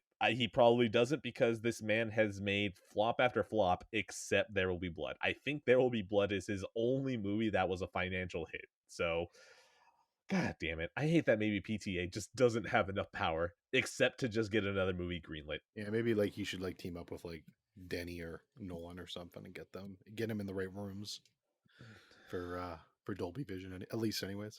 God, I want his movies in 4K. I really do. You know what? Maybe he can yell at Criterion to be like, "Come on, you guys are the only ones who are going to give me the attention I need." Yeah, I need that Magnolia 4K cut yesterday. So I want that Punch Drunk Love 4K and There Will Be Blood 4K. That's it. Just give me those two, and I will be completely happy. I'll even double dip if it's another Criterion collection for the Punch Drunk Love one. fair. I was about to say Punch Drunk Love. Phantom Thread is gonna be a mushrooms out of 10. It's a 4.5 out of 5 for me. All right. So you go ahead for the ranking. I already set up mine. Perfect. So do you want to just like go like 8 and then you do 8, or should I just give my entire list? Entire list. Okay. So number 8, I have Inherent Vice. Okay. Number 7, I have Boogie Nights. Oh. Number 6, I have Hard 8. 5, I have The Master. 4, Punch Drunk Love. 3, Phantom Thread. 2, Magnolia. And 1, There Will Be Blood. Okay. All right. From the bottom, The Master. Inherent Vice at 7. 6, Boogie Nights. 5, Magnolia. 4, Phantom Thread. 3, Hard 8. 2, Punch Drunk Love. 1, There Will Be Blood. And there you go. That's PTA's filmography into Licorice Pizza. We have finally finished it. No, oh man, I just realized there was a different title that I had for this episode, but then we got really tired and we're like, well, that's probably a better title. The original title was going to be Key November. Key November, because we did Paul Thomas Anderson basically for what felt like an entire month. But no, we're tired. We're sorry, Paul Thomas Anderson. Just know that the original title was going to be for you for Key November. Yeah, we love your movies. Mm-hmm. All right, those are the movies. I have 2 movies left, so start. Oh no, sorry, no, hold on. I'll take one out right now because it's not really here. Spider-Man Into the Spider-Verse. This is getting a special episode. It'll release like in a couple of days, or probably already released by the time you're listening to this. Whatever. There it is. Boom. Done. Yeah, you don't want my takes on that. So absolutely not. On. No, I really don't. Okay, so sorry, did you say you only have 2 movies left? Yes. Okay, I have 10, so I should run it through. Run it through. Let's knock some out here. Jesus Christ. All right. Fuck, where do I even start? All right. I'll start with Jackie actually. Okay. So I watched Jackie. It's fine. It was actually a bit of a disappointment for me because I enjoyed Spencer so goddamn much, but this wasn't even close to the same level for me. Ooh, okay, yeah, like maybe my expectations were just a little bit too high. Natalie Portman is really good in the role. I really appreciated her. She's great. I love her. But I mean, that was it for me. There wasn't much else to go on. It could be partially too that like just the Kennedy assassination. Like I find that itself interesting, but I don't really care about Jackie Kennedy. Like I know that sounds horrible, but I don't. No, I agree though. Like I don't. So I wanted to see how he got 360 no scope. Okay. Yeah, I don't really I just care about the collateral damage. Yeah, exactly. That's just not interesting to me. Whereas like with Spencer, at least like Princess Diana's like psychotic breakdown due to the royal family, that's kind of an interesting story. Jackie Kennedy, yeah, not so much. So Yes. I mean, well acted, it was fine, but just the plot just seemed a little bit messy to me and all over the place as a bit. I don't know. I didn't love this, but it was fine for like a streaming watch. Okay, that actually gives me more conviction, I guess. That gives me more conviction about watching Spencer because Jackie was something that I got about 20 minutes into and was like, I don't care. I'm actually kind of impressed how much I don't care. Like Natalie Portman's doing everything she can. She has this Bostonian accent that really like it told me you need to get out of here right now. And I just kind of went, yeah, you know what? You're right, movie. I don't really need to be here. So there was just something about that Bostonian accent that really pushed me out. I just really did get 20 minutes in. I went, I'm I'm fine. I don't really think I need to see this. Like, I don't know how many, I guess, biographical. Like, is it biographical? No, but like, you understand when I say that, what I mean. I don't know how many biographical movies can be really that good. So, all of this in tandem just made me think I don't really care about this movie. I'm fine. And with all the praise that both you and Sam has been giving to Spencer, it makes me think, Yeah, you know what? I don't know. Maybe I'll give that a shot. But hearing the fact that you were much colder on Jackie than you were Spencer makes me go, hmm, okay, so they might be different. Okay, okay. Yeah, there might be some more hope for you on that one. I don't know, but yeah, for me, that just didn't do it. I'm with you too. Biopics are just aren't the most interesting thing for me. So, I mean, unless it's something I care about, usually I don't really give a shit, or it's incredibly well done, like I felt Spencer was. But this one for me just wasn't enough. And the only reason I watched it was just because it was that same director. Otherwise, I wouldn't have given two shits ever about this movie. But it was the same director, so I was like, I'll give it a shot. And I think Sam's a lot higher on that movie than I am too. But yeah, it just didn't hit the right buttons for me. Okay. We're going to give this a okay. What offensive JFK joke can I make? Um, you know what? That feels good enough. Offensive JFK joke out of 10. I don't know. That might be too high of a rating. I'm going to give it a 3 out of 5. Offensive JFK jokes were probably the best thing about JFK getting his head just completely popped the fuck off, Yeah, like no, squeezing a absolutely. water bottle really tightly. Okay, next movie. All right, let's do House of Gucci next. Oh Oh boy, House of God. Gucci. Okay. All right. Let's Uh, do mi- this. yeah, this movie is a waste of time in general, and I mean, I saw it in theaters. I don't know why the fuck I saw it in theaters. The entire You movie just said you feels just like wanted to see something in theaters, which why? basically basically. I mean, the movie just reeks to me of, hey, let's make something really Oscar baity to see how many awards we can win and just throw people with accents in these roles. Make Jared Leto look like a disgusting guy, which, by the way, the character he was playing didn't even look like a disgusting guy. They just decided to do that because fuck you, I guess. Uh, yeah, I already talked about it earlier, but Jared Leto's a shit fucking actor. I mean, every time he was on the screen, it brought down the movie for me. This is a mid movie at best. It's not good. There's a couple of good performances. Like Adam Driver does his best here. He's great as usual. Lady Gaga isn't as terrible as I thought she'd be. Actually, she's decent in this. If she's getting Oscar buzz for this, that's nuts to me. Like, I'm sorry, no, you're not that good in this. But she was fine. My rating for this movie is 2.5 out of 5. But it's actually like I wish I saw The Last Duel in theaters instead of this at a fucking 5, because Jesus Christ, this movie was a waste of time. No, but here's the problem, Dorian. You're a fucking millennial and a Zoomer that can't get off their fucking phone to watch The Last Duel. So I'm sorry, you are not allowed to watch The Last Duel. I'm sorry. Yeah, I fucked up. I supported the wrong movie. Sorry, sorry, Ridley Scott. I apologize. God, I love how much Ridley Scott does not give a shit anymore. At least in his interviews. Yeah, no, he gives no fucks now, which I appreciate that. Like the guy's out here. He released his 2 movies this year. I haven't seen The Last Duel, but apparently it's amazing. And then you got House of Gucci, which is just shit in my opinion. So I mean, that's Ridley Scott's career in a nutshell. It's so perfect. I mean, to be fair, what is a good encapsulation of his career is the fact that this man shat out 2 movies. The bad one has the larger marketing budget, and then The Last Duel is the one that gets completely buried. Yep, just perfect, just perfect. I love cinema. I see this meme floating around where they're like, go back to the emo kid in 2008 and tell them that Lady Gaga and Kirsten Stewart are going to both be up for the Oscars. Yeah, no shit, eh? Which I'll talk about Kristen Stewart in a bit too, because I actually watched that movie. Mm, mm, So mm. How's it Gucci? The score is going to be, I swear Jared Leto isn't a method actor. He just is that person. good score, good score. Um, okay, actually, let's talk about Kristen. Let's just go right there too. Oh, did you say Kristen Stewart? Yes. Oh, I thought you said. I was thinking Kristen Dunst for some reason. My bad, because Kristen No, Dunst no. she's getting Oscar buzz too for this movie. But we'll talk about this next, anyways. The Power of the Dog. Um, Mm-hmm. so this is Netflix. It was on Netflix. I don't know if it's a Netflix movie, but That's why Netflix I've never got the heard of it. rights. Okay. Yeah, Netflix got the rights to distribute it. Major Oscar buzz behind this. Benedict Cumberbatch stars in it. A lot of good people in it. Mm-hmm. Again, this just kind of follows the trend of a lot of movies for me this month. It was good, but I don't quite understand the hype about it. The best part of this movie by far for me, again, is the score, which again is Mr. Johnny Greenwood. I'm sensing a pattern here from really good Mm-hmm. scores from his movies. Mm-hmm. But yeah, that's the best part of this movie for me. It was incredibly well acted. That's the best thing I can give this movie. Benedict Cumberbatch is very good in it. He doesn't have a ton to do, which is weird because he's kind of marketed as the star. But like the entire first half of this movie is more fat Meth Damon and Kristen Dunst. Matt So it's Damon. Matt Damon.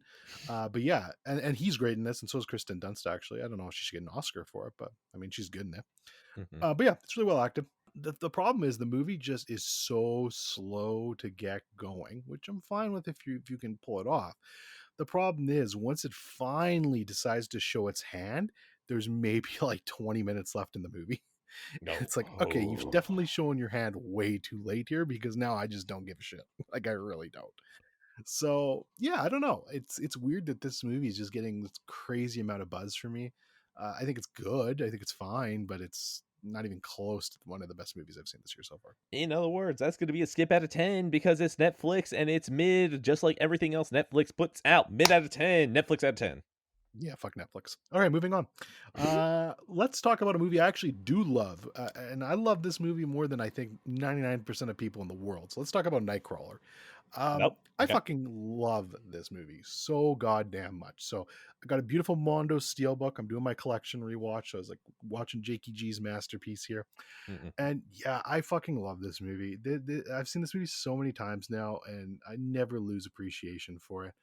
I'm still salty that he didn't get any Oscar buzz for this at all. Not even like no buzz, no nomination, no buzz, no nothing. He was fucking totally snubbed for this role, and I think he's so outstanding in this.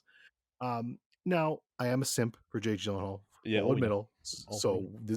this movie's definitely getting the Jake G bump as all Jake G movies do. Jesus I still Christ. adore it though. Great performances by everyone in here. Riz Ahmed's in this movie. I love Riz Ahmed. He's great. He's definitely been in a lot of stuff recently, and he's starting to get his name out there. If you haven't seen it, shout out to The Night of, which is an HBO miniseries that he was phenomenal in. He's also in another movie called The Sound of Metal, which I've heard is amazing, but I haven't seen it yet. Oh, that So movie. yes, so I I'm gonna have see not it. seen it. It's just that I know that it's audio bait, so it's perfect for me. Yeah, you're probably gonna love it too. Whenever you watch it, maybe we can time that one up because that'd probably be a good one. Mm-hmm. But yeah, Nightcrawler. Just everything in this movie just seems so dirty. It's so like dirty LA. I love it. We were talking about that. What was it? The Dirty LA trilogy of movies. What was This the Dirty Drive, LA trilogy? Yeah, okay, Drive. Drive, Nightcrawler, and fuck. What was the third one? Oh, Shit, that's gonna bother me. Let me see if I can find this. Collateral. That's it. Collateral. oh, okay, yeah. Oh my god, how Yeah. dare we forget Collateral? That is How totally dare we forget CDLA. your favorite of them? But yeah, the CD LA kind of dirty trilogy movies. And that's I know that's not even official trilogy, but that's gonna be one of my favorite trilogies of all time because fuck it. I love all those movies. I think they're great. And yeah, I fucking this movie is just so it's so satirical and just what it's trying to do and what it's trying to show, and it just pulls it off so well. And the ending just hilarious. I love it. So it sucks that this director fell off a cliff after this because the two movies he's done since, one I haven't No. seen but I heard wasn't great, and then the other one after was a Netflix exclusive, and guess what? It sucked. Oh So my god. shocker. You gotta stop doing this. You gotta stop loving directors, and then they just like, ah, fuck, he likes No, my movie. Just take the fucking career off a cliff. Do it. Do I it. have a crazy curse for that. Jake Gyllenhaal and then director one shots with Donnie Darko and now Nightcrawler. Like those, both of those directors have completely fallen off a fucking cliff. And I'm like, I oh need, no. dude, I need someone to just grab Jake Gyllenhaal again, and I want, I want Jake Gyllenhaal to go into that director's ear and just threaten him like, "This is the only movie you'll ever make. If not, we'll take your fucking kneecaps." And he's like, "Ah, shit, I need to go and make bad movies now." Like, I'm pretty sure that the last two directors that he worked with are just like, "Ah, fuck, man, do you know how scared we are of Jake Gyllenhaal? We can't risk that. We cannot risk that." And do you know who the director of his next movie is in theaters? No, no, no. There's no way. There's no. Okay, hold Michael on. Bay, No, baby. You're that man fell next, off. Michael That Bay. no, that man already fell off. Okay, that man has been in free fall for years. Okay, there's no way that Jake Gyllenhaal is gonna be the one who goes up. It's like you're gonna stop making movies that are good, and then Michael Bay goes, "Bitch, I've been doing that shit for years." Maybe it'll be the reverse. Maybe like all of Michael Bay movies now will be really good. It'll be the reverse curse going Oh my, forward. oh my god, Michael Bay is so powerful that he can just look at Jake Gyllenhaal and be like, "Do you know how much fucking money I have?" And then Jake Gyllenhaal just disintegrates like Thanos at the end. Oh fuck, that's great. But yeah, Nightcrawler. I love this movie. You've seen it, right? Yes, I have. Nightcrawler, this is just a very good movie. This honestly isn't anywhere near my favorites. I just really appreciate it. Whenever I stop and think about it, I love how much of a satire it is against news and how fucking terrible it can be, and how honestly, this movie looks at if it bleeds, it leads, and then just went, yeah, but what if we crank that to 11 and you get this movie and you get just this absolute terrible man who he has I don't even know. Is he a sociopath? Is he aware that he's like this? I don't I remember. I mean, debatable, but I think so. I think he's got to know what he's doing is fucked up, but maybe he doesn't. Maybe. So I guess if he does, then like ah, okay, he's definitely a sociopath then. If he is, then he is a sociopath. So I love the fact that the terrible thing about this movie means that the news is so fucking terrible that a complete sociopath goes in and thrives in that environment. No, I agree. Okay, so we're both positive. Can I do a spoiler thing? Yeah, Are you go cool for with it. that? Yeah. Okay, so both positive on it, everything like that. So, 3, 2, 1. Riz Ahmed's character, you're really stupid because obviously you're gonna get shot there and died. Like, what were you fucking thinking? You're a moron, but that's obviously your character in the movie. Anyways, um, no, the scene where he fucking like basically stumbles upon the shooting that happens in progress and then just goes in and fucking films everything and then fucking sells it to the news people. And then the news people are like, yo, like, what can we actually show here? Like, this has got to be illegal, right? They're like just trying to dance around it. And then they literally like, they know that there's a shot in the thing where there's like a crib and they're like building the suspense in the news broadcast. Like, she's like, build the suspense. We know the baby's not dead, but build the suspense. Maybe the baby's in there. Maybe the baby's in there. Oh God, you really hope the baby isn't in there. Build the suspense. It's like, oh, you're such a piece of fucking shit. I hate news so much. This movie just reminds you to be cynical about basically anything that anyone's telling you. And you know what? I'm already a cynical person, so this movie definitely speaks to me. And I hate that by talking about this, it makes me feel like I should watch it again. And knowing that you're the Jakey G simp that you are, I can't let you have that. I really can't. I don't blame you But there. yeah, like I'm honestly thinking about the time whenever oh my god, it wasn't Dennis Quaid, right? No, no, that's not the right name. No, Bill Uh, Paxton. Bill Paxton. Oh my god, Bill Paxton. Yeah, he's great in this Oh. too, in his small little role. Yeah, whenever Bill Paxton is dead, rest in peace, Bill Paxton. Just seeing Bill Paxton dead and he starts reporting on it, and everyone was like, "Dude, you don't do that to one of your own." He's like, "Fuck you guys, this is what I I don't give do." a fuck. I don't give a fuck. Dude, it's one of it, those things where it's like, "Oh my god, he's being so much more terrible, and he's thriving because of it. He's proving yeah, because of this." it was just he. I don't know. He embodies this role so well, and like I said, he just for me, it's one of my favorite performances from Jake Gyllenhaal. He's great. So love this movie. I think it's amazing. If you haven't checked it out, definitely check it out. That's about all I want to say. 5 out of 5 for me. I love this movie. So Nightcrawler is going to be a damn that steelbook at a 10. If oh, you want to the see steelbook this is thing, gorgeous. Nightcrawler Mondo Steelbook, Mondo Mondo Steelbook, Yeah, hot. easily one of one of my favorites in my collection. Maybe top 3. Like I think I like the Eternal Sunshine one more, but it's definitely top 3. So Mhm. good steelbook. Okay, so I've still got a few here because you only have 2 left. So you want to do a do this? Let's do the Scorsese block right now. Scorsese Get that Block. get those 2 out of the way, and then I'll only have 3 left. Hmm. So Casino. Talk about Casino. Oh man, Yeah, I mean, it's another Scorsese classic.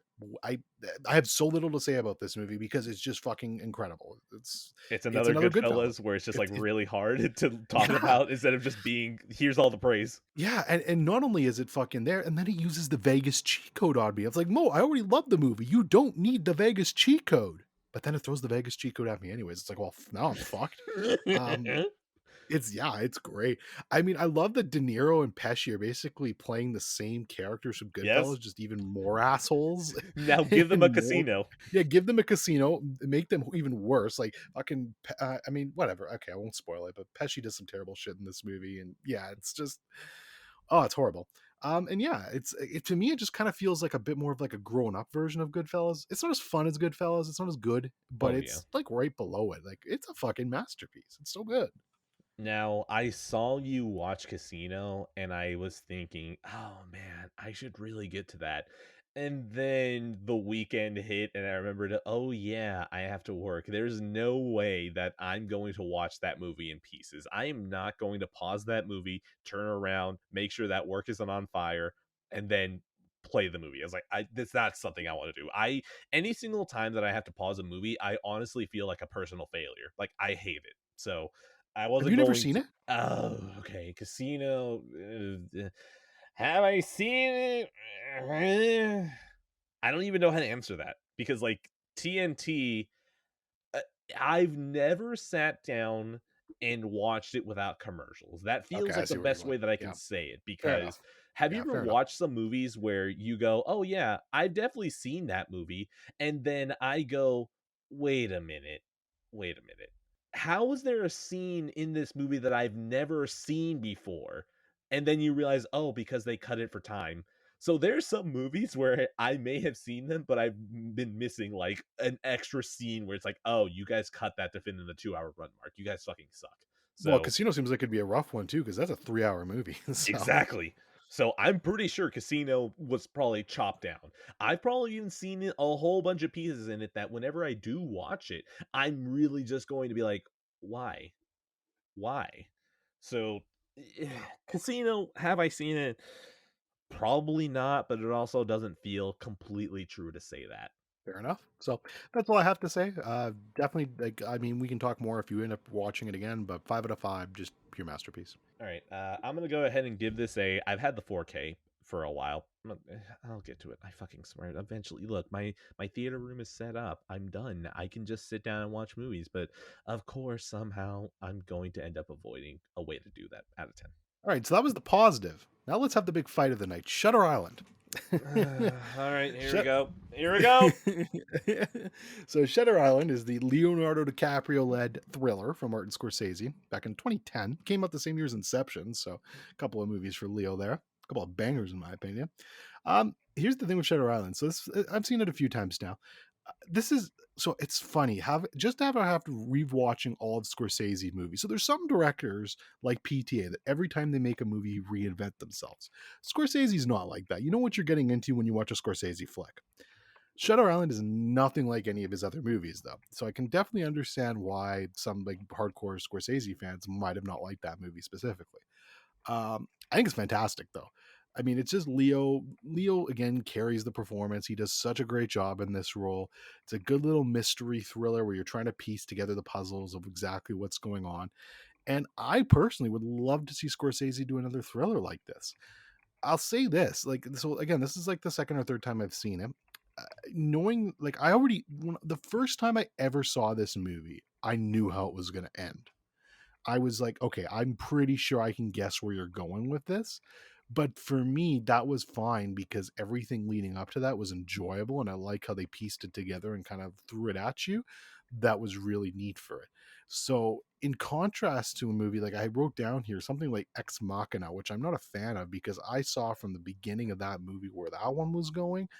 But I just, by the time I got to the end, I'm like, well, yeah, okay, I get it. Humanity bad. There we go. AI, woo. For me, I just was more thoroughly entertained with Shutter Island, which is why that kind of worked for me, even though I knew where it was going, if that makes sense. Okay, so because the name has been invoked, Ex Machina, yeah, Ex Machina on the first go through, I think the question is just more of, okay, well, is she actually going to get away with it? Is she? Is she going to get through with it? Because I mean, I feel like that movie could have gone either way. However, that's on a first watch. On a second watch, when you know how it's going to end, there isn't really any digging into like, oh man, this definitely pointed to the fact that the movie was going to end that way. Oh, this would have been a proof that it was going to go the other way. Like, no, the movie just ends up feeling like it's minutia of like, okay, this is another block, this is another block, this is another block. I still feel like it works good for a first watch, but rewatch is. You see, the problem is that Shutter Island didn't have a single watch for me, okay? By the time that I got into the movie and they pulled out that little scroll of the 65 or something. Wait, is that the number? Is it 65? Fuck, I just watched and I forget. 60, it's Good. 60 something. Good. The 60. movie's forgettable. uh, no, okay. That's the thing. It was the rule of like 65. And I was immediately from that point, because that paper is revealed like really early. So the entire movie, By the way, I guess I should mention how I was watching this. It was me, my brother, and three cousins. Now, extra things that I feel like I need to drop as well. Those three cousins didn't like Inception because they thought it was too complicated. I feel like this is going to be important, so I'm just going to put that there. I remember reading that paper and I was like, "Oh, that's the twist. That's the twist right there. That's it." And just watching the movie, I was like, okay, that's the twist. Can we get on with it? Here's the thing. I'm 15 at this point. 15-year-olds are fucking stupid. I am not the person that looks at a movie and goes, this is where it's going to end. So the fact that this movie, even as me as a 15-year-old that does not do that, even now I don't do that with movies, and I'm 26. So the fact that as a 15-year-old, I just remember being in the theater, being so annoyed of like, we know where this is going. I understand why these flashbacks are here, okay? But I'm not intrigued about these flashbacks at all. And then it just keeps going. And then I remember it ends. And I just remember going, okay, well, yeah, I know. I've known this. The movie treats it like such a big reveal that by the time I get to the end, I was like, I don't. Can we just do something that interests me?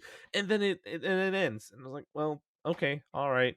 And then those three cousins that didn't understand Inception were like, that was great. And I'm pretty sure I'm definitely overcorrecting, where I was already like, the movie was okay, and then hearing that, I'm like, I fucking hate this movie. Yeah, I don't know. Like, okay, have you watched it ever again or no? No, there is negative interest for me to watch this because if I could already tell how the ending is going, so I was already watching this movie knowing where it was going, and I wasn't picking things up because even though 15-year-old me was still an idiot, the fact that he pointed that out still has me thinking, well, maybe he wasn't that dumb. Yeah, no, I like I said, like I definitely think it's predictable. Like I definitely do. Like I knew where it was going to. Like I thought it was pretty obvious the direction they were going. But to me, it was just really well acted and how they got there. The execution of it, I thought was cool. I don't know. I mean, part of it could just be that it's so like such a different movie for Scorsese to do, and you kind of let Leo just kind of run wild and do his thing. I don't know, man. I think it's fantastic, but I get it. I do get it. Shutter Island, whenever I think about that movie, I just think you weren't even the best Leo of that year. Like, Inception's right over there. And is it fair to compare them? I'm just going to say yes because it helps my argument, okay? Inception is just here's the oh wait no, you know what? I can kind of make this argument a little bit better. You have Leo, you have 2010, you have a emotionally stunted man that something happens to his wife and he is trying to make amends for that. Like it's the same character except in a different situation. Except one got to go and gallivant and just do mine heist and the other one, spoiler. Yeah, look, Inception's one of my favorite movies of all time. Like, I'm gonna take Inception over Shutter Island every day of the week. Don't get me wrong, but I happen to enjoy both, and I'm a big fan of the mystery kind of thriller movie like that. And I'm a bit of a Leo simp too, not to the same levels of Jakey G, but I do like some Leos. So I don't know, that might have just carried it for me. Shutter Island, I don't think that's a movie I'll ever revisit because even when I think about it, I just, you know what? How about this? Spoilers. I'm negative. You're positive. Yes. Yes, Okay. All right. Three, two, a one. Oh man, seriously, just the entire time of like, oh, he's the 60. Oh wait, no, I think it's 66 patient. I think that's what it is. He's the 66th patient. I kind of could tell he's obviously coming in, and then the movie ends, and he couldn't accept it, so they just send him out on the boat, and he's gonna reinvestigate himself and do it again. And I don't know, man. There was just something about him ending at that point and then just coming back. I was like, oh God, we're doing it again. yeah, I get it. It was such kind of a unique idea though for me for a movie. Like I don't know if I'd seen something like that. And just the fact that like that takes place in the 50s and you kind of get this radical treatment, and it's just such a sad ending too. He's like, nope, he has not learned his lessons, so we are going to lobotomize you now. Like, Wait, damn. I thought. Wait, hold on. They lobotomized him? I could have sworn that. Wait, no. Did they No, lobotomize him and then send him on the boat and then have him learn no, again? no, no, no, no, no, not on screen, no. But like basically the whole thing of him going on the boat and coming back, that's their last ditch effort in order to save him. Like they're like, okay, look, if we're gonna do this big role play, we're gonna like I'm a crazy doctor, this is gonna work. If this doesn't work, you're too violent towards all the other patients, so we're lobotomizing you. This has to fucking work. And spoiler, it doesn't work. Okay, you see, I didn't remember that. I could have sworn that he they I could have sworn that the ending of that movie was that shit, he didn't accept it, and then like he passes out, and like they fucking bonk him on the head to be like, reset him 2 days, put down back the clock, and they send him out of the boat, and then he wakes back up and is like, shit, it's the beginning of the movie again. Let's keep going. What is this? Yeah. Some sort of Shutter Island, and then the credits play, and then you hear ACDC in the back. Yeah, I think you saw the director's cut by Michael Bay, but no, that wasn't the ending. No, that's the David Ayer cut. The David Ayer cut, excuse me. What are we? No, Some yeah, sort of Shutter Island? Yeah.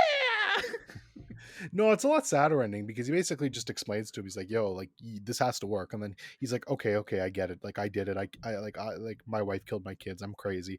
And then they go back outside, and like 5 minutes later, he's like, "Nah, they're all after me, Chief. I gotta get back on the boat, and you see, and we gotta investigate this." And he's like, Dude, "Okay, nope, you you're just remind me crazy." of something I hate.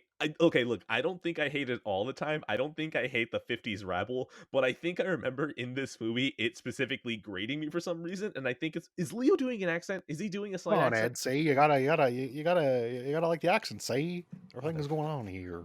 You see, this is where I'm going to sound like I'm completely split because I'm going to say in the next episode, which was already recorded, that I fucking love Nicolas Cage as Spider-Man Noir, and he's completely 1950s, but I don't think I like it here. And I think it's because they handle it so seriously, but the way they sound is so comedic that I'm like, I don't know if I can buy this. I really don't.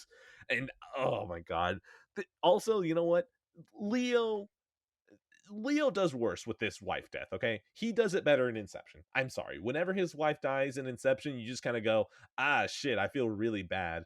In Shutter Island, when his wife dies, is like, you're at like a 7. We kind of need you more like at a 4 right now. That's fair. Sorry, I couldn't get my mic off mute. Yeah, no, I mean that's fair. Like I said, I will take Inception every day of the week, but I still think this is a pretty good movie on its own. So All right, this is gonna be I swear if my cousins maybe understood Inception, maybe Shutter Island would have had a better chance. out of 5, yeah, Out of four, 5, four to yes. five, yeah, It's four, always four out out of of 5. five, 4 out of 5 for me. All right. Okay, let's see. Is that okay, so So that was the I got block. 3 left, so you can do one now if you want or Okay, whatever. got it. Oh my god, are we actually gonna be on time? Oh my god, we're gonna see how we fuck this up. Um, the Matrix. You know what? Actually, you know what? We are gonna come in pretty low on the runtime because I don't want to talk about the Matrix. I kind of don't. The Matrix is really fucking good. It's awesome. There's a reason why it's endured for this long, but part of me really wants to say the Matrix talk for the Matrix Resurrections because I'm going to want to die after that movie. I've already accepted that whenever I watch that movie, I'm going to slit my wrists. Probably by the hour mark. And it's going to be really awkward whenever I have the people over to watch it with me when I take out the blades and just start silently slicing my wrists. Okay. Like, I understand that. But if somehow those people can get me to the hospital really quickly, preferably one that Jake Gyllenhaal is driving, then I may survive. And if I survive, then that means I have to come back to this podcast and talk about Resurrections. So part of me is thinking maybe Resurrections gets a special episode that will just encompass all of the Matrix. Yeah, that's fair. Actually, that works out perfect because I actually really want to rewatch these movies. So yeah, I don't have much to say either because it's been a long time since I've seen all of them. Just general overarching thoughts. Love the first one. Thought the second one was okay, and didn't really like the third one. But I want to rewatch them. So Now, you see, I love them all. I'm broken. I love all of the Matrix. I love one, the Animatrix, two, three. 2 and 3 aren't as good as one, but that's okay because they still give me that good shit. They are worse paced than the first one, but it's okay because you still have the ridiculous philosophy and the fighting. The problem is that the first one, the first Matrix, is a Reese's cup.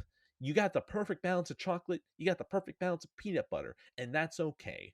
What is the Matrix 2 and 3? They are basically like throwing an apple slice into an entire vat of peanut butter, and you have to dive in to grab it. Your hands are tied, so are your legs, and all you can do is use your mouth to eat the apple piece.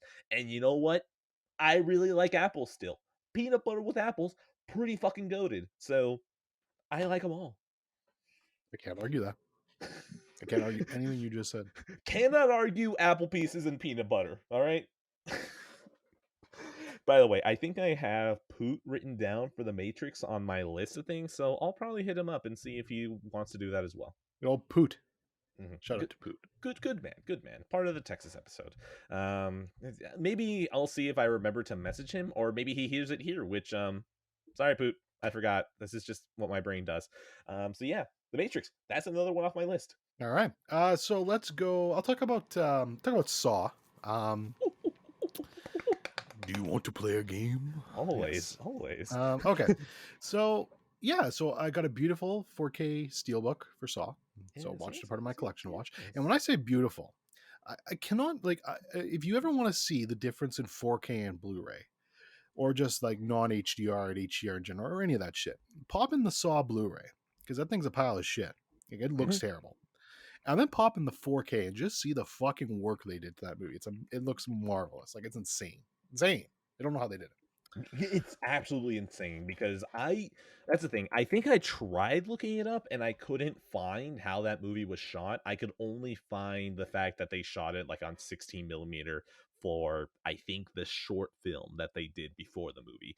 But I really can't find how this movie was shot. But I have to imagine that it was probably shot on something not that great, but somehow they still got it up to whatever it looks like on that 4K disc. And that 4K disc is still insane to me because, like, I watched it in the worst. Well, okay.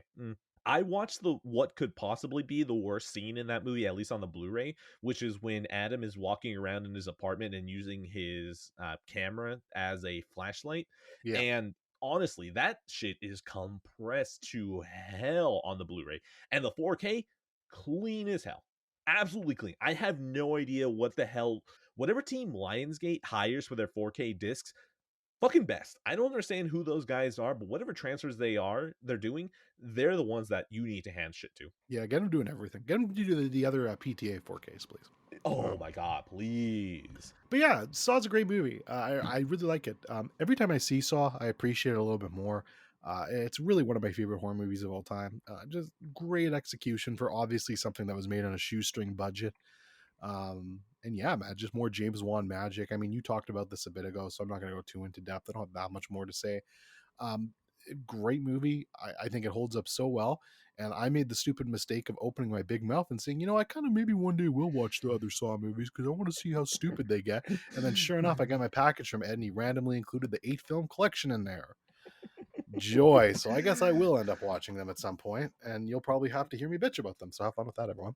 You know what's funny is that I saw that someone was selling a 7 collection of the Saw movies, 1 through 7, and it was a lot thinner than the 8 collection that you have. And I was like, oh, that's perfect. And then, like, as I was looking at that listing, I got a notification. My phone's like, you have a $10 coupon. And I was like, Jesus himself has told me to buy the Saw 7 movie collection. I'm doing this, and I bought it, and that was honestly one of the first things I put in the box. I like, that's how long I've been sitting on this. I was like, that's gonna go right in there. Oh God, fuck me. I'm gonna be so miserable watching those movies. No, but here's the thing. All right, you're gonna watch 2. You're gonna be like, yeah, that was still good. You're gonna watch 3, and you're gonna be like, okay, that was a little weird. And then you're going to watch 4 and you're probably going to go, why am I still doing this? And then you're going to get to 5, 6, and 7, and 5, 6, and 7 are going to go back and make 3 the Mecca, the Bible, the Quran, all mixed together and made into one book, because Saw 3 is going to be so ridiculous that it's 5D chessing, 7D chessing. It's going to be such an amalgamation of the greatest brilliant minds that are come together. Honestly, it's going to be the second constitutional congression, okay? Saw 3, by the time you're done with all 7 Saw movies. 4 out of 5. Saw is going to be a Saw is gonna be a Jigsaw quotes Twitter account out of 10. It's a good score. It's a good score. By the Very way, solid score. people, just go in and like It's great. Jigsaw quotes Twitter. Now, let's see if I can find his most recent one because okay, here's one. Here's one. There's something so warm about a tape player. It's like audio you can touch. There's a weight to it. It gives all my subjects a sense of realness, physicality, the kind of mindset they need to survive. No, I appreciate the Bluetooth speaker, Amanda, but we shan't be needing it. Incredible. Fucking incredible. My God. Masterpiece. Masterpiece. Hoffman for the last time doing a hit.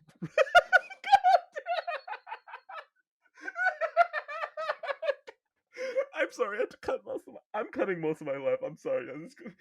Dude, there's a fucking tweet here. Hoffman for the last time doing a hit and run on someone is not a trap. Oh, By man, the way, that's good. Hoffman is gonna be a fucking legend. Hoffman is going to become your new god if you watch all of them.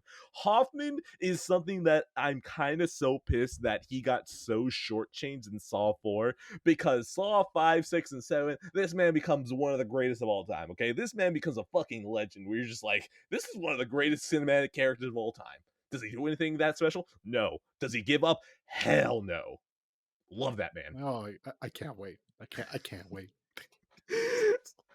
Okay, that's all. Am I going back Yeah. to me? Okay. I Right. mean, I got 2 left, so I could do one more if you want or whatever. Yes, you do that. All right, let's do. Oh, I'll save the best for last. My favorite for last. So let's do Portrait of a Lady on Fire next. Oh. Portrait of a Lady on Fire. This is a late entry. I don't know. I was just sitting there randomly, and there's a guy on the Discord who Mac and Cheese. I don't know what the fuck his real name is, but shout out to you, Mac. I'm just gonna call you Mac. And he's been bugging me for about a month straight to watch Portrait of a Lady on Fire. So like, Addy, you gotta watch this. Addy, you gotta watch this. Addy, you gotta watch this. So I was like, all right, fuck it, I'm gonna watch it. I'm in the mood. I don't know why. I'm just gonna read my review because I posted a review in the Discord, and I actually just literally copy and pasted this because I think this is the best way I can describe this movie without going into spoilers because Ed hasn't seen it yet, and I think you'll want to go into this movie mostly untouched. So here we go. Portrait of a Lady on Fire. I don't particularly enjoy period pieces. I don't particularly enjoy romance movies. And I don't particularly enjoy overly artsy movies.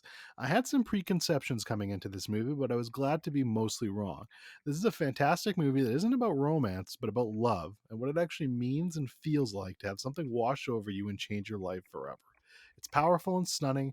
It's a lot of things I don't like about movies, but superbly done in a way and worthy of the praise it gets. And I mean, that's just fucking Portrait of a Lady on Fire in a nutshell. It's a beautifully made movie that just captures something that you don't see often really captured well on film. When did Portrait of a Lady on Fire come out? 2019. 2019. You see, this is another one that I remember seeing in theaters. I remember hearing enough buzz about it. But 2019 was such a killer's row of a whole bunch of movies that I just didn't end up catching it. And it so happens that the people on the Discord, there are some people who love this movie, which means that it's something that I had written off to not have time for, to now thinking, yeah, I will watch this eventually. I know nothing about it outside of the praise and outside of the fact that I assume that it's probably lesbians. You don't have to confirm that. Please do not confirm that. All I know is that I will get to it at some point. I don't know when, but my preconceived notions of being tired of the gays, we're going to let that drop for the Portrait of a Lady on Fire. Again, do not confirm if they're lesbians or not. These are just things that I'm portraying. I'm Oh my god, projecting. There we go. That's the word. I am just projecting onto this movie because of everything that I've seen about it. So I'd like to say more on this, but I really want Ed to go in blind on it. So I think we'll just pick this one back up whenever he ends up watching it, and hopefully have a bit more of an in-depth conversation because it's something I would like to watch again too. I really, man, I wish Criterion had more 4Ks, man. Because if there's a 4K Criterion, I'd be all over that one too. But yeah, great, really, really outstanding movie. I'll wrap it up there. Just if you like, if you're okay with a foreign film and something that's a little slow to start, but has a lot of meaning and purpose behind it, definitely give it a watch. 4.5 out of 5 for me. All right, it is foreign film. I'm sorry, I cannot watch this. I'm insulted. I like my only my American films. Rah rah rah rah rah. Ah, motherfucker. God damn it. I was trying to Google around to see, if there's a physical cut of.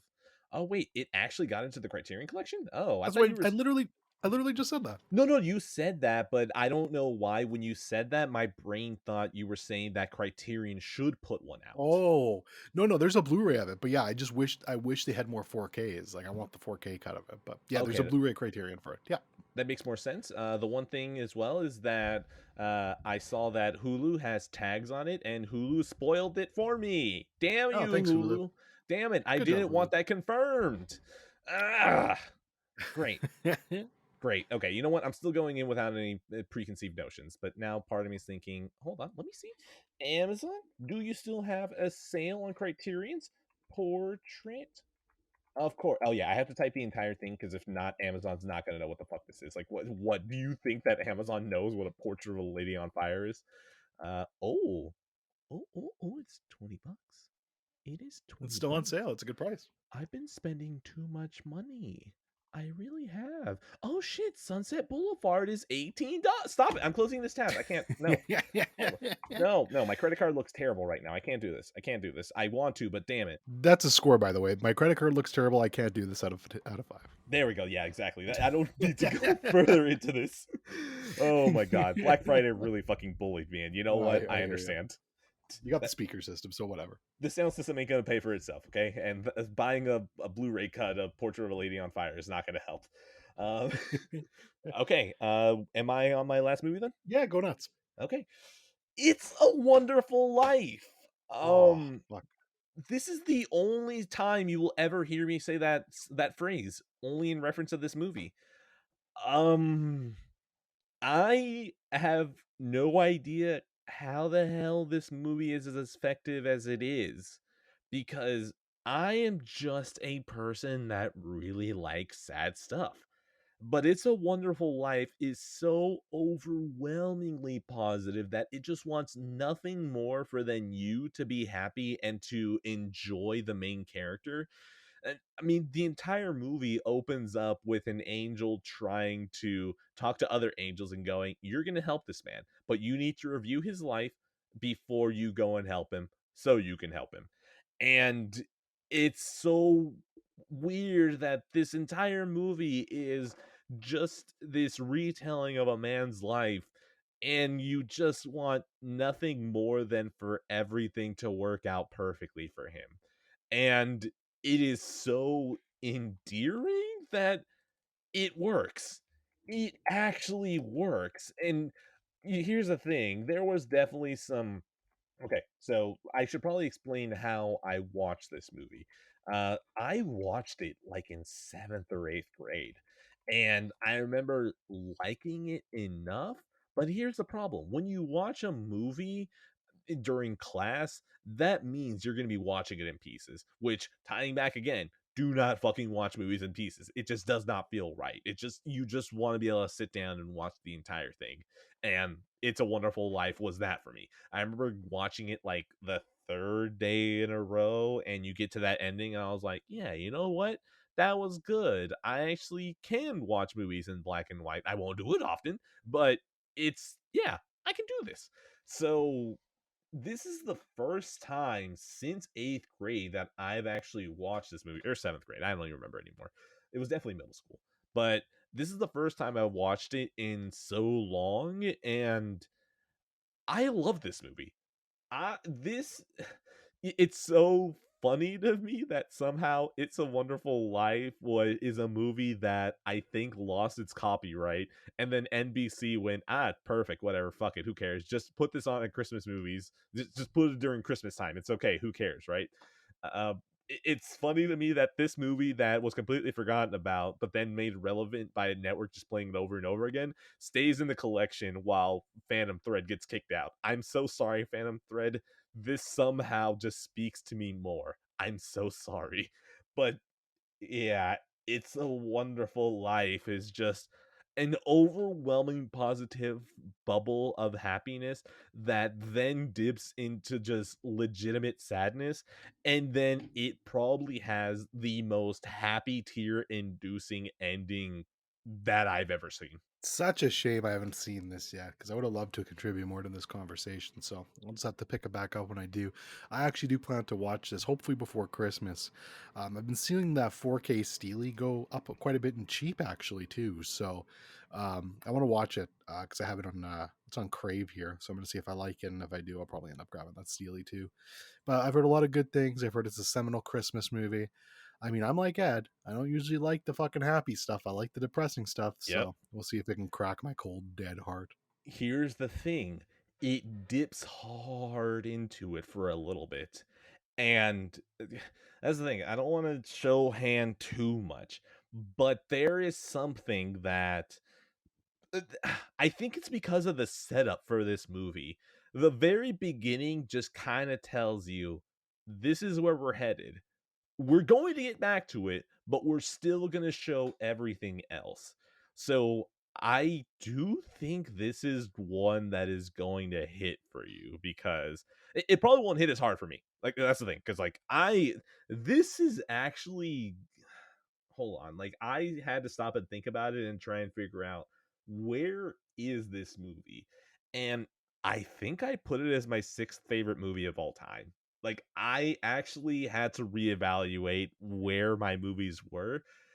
I have it just below Sing Street. Sing Street is my other happy movie, but it also dips a lot into sadness. And even though I feel like It's a Wonderful Life's ending hits way harder, I want to keep it there for now. I feel like if I rewatch it again, it might climb a little more, which is insane to me to think about. That a movie I watched one time in middle school, watch it the second time 15 years later. I don't even know if it's 15, whatever, who cares? I don't know what age I am anymore.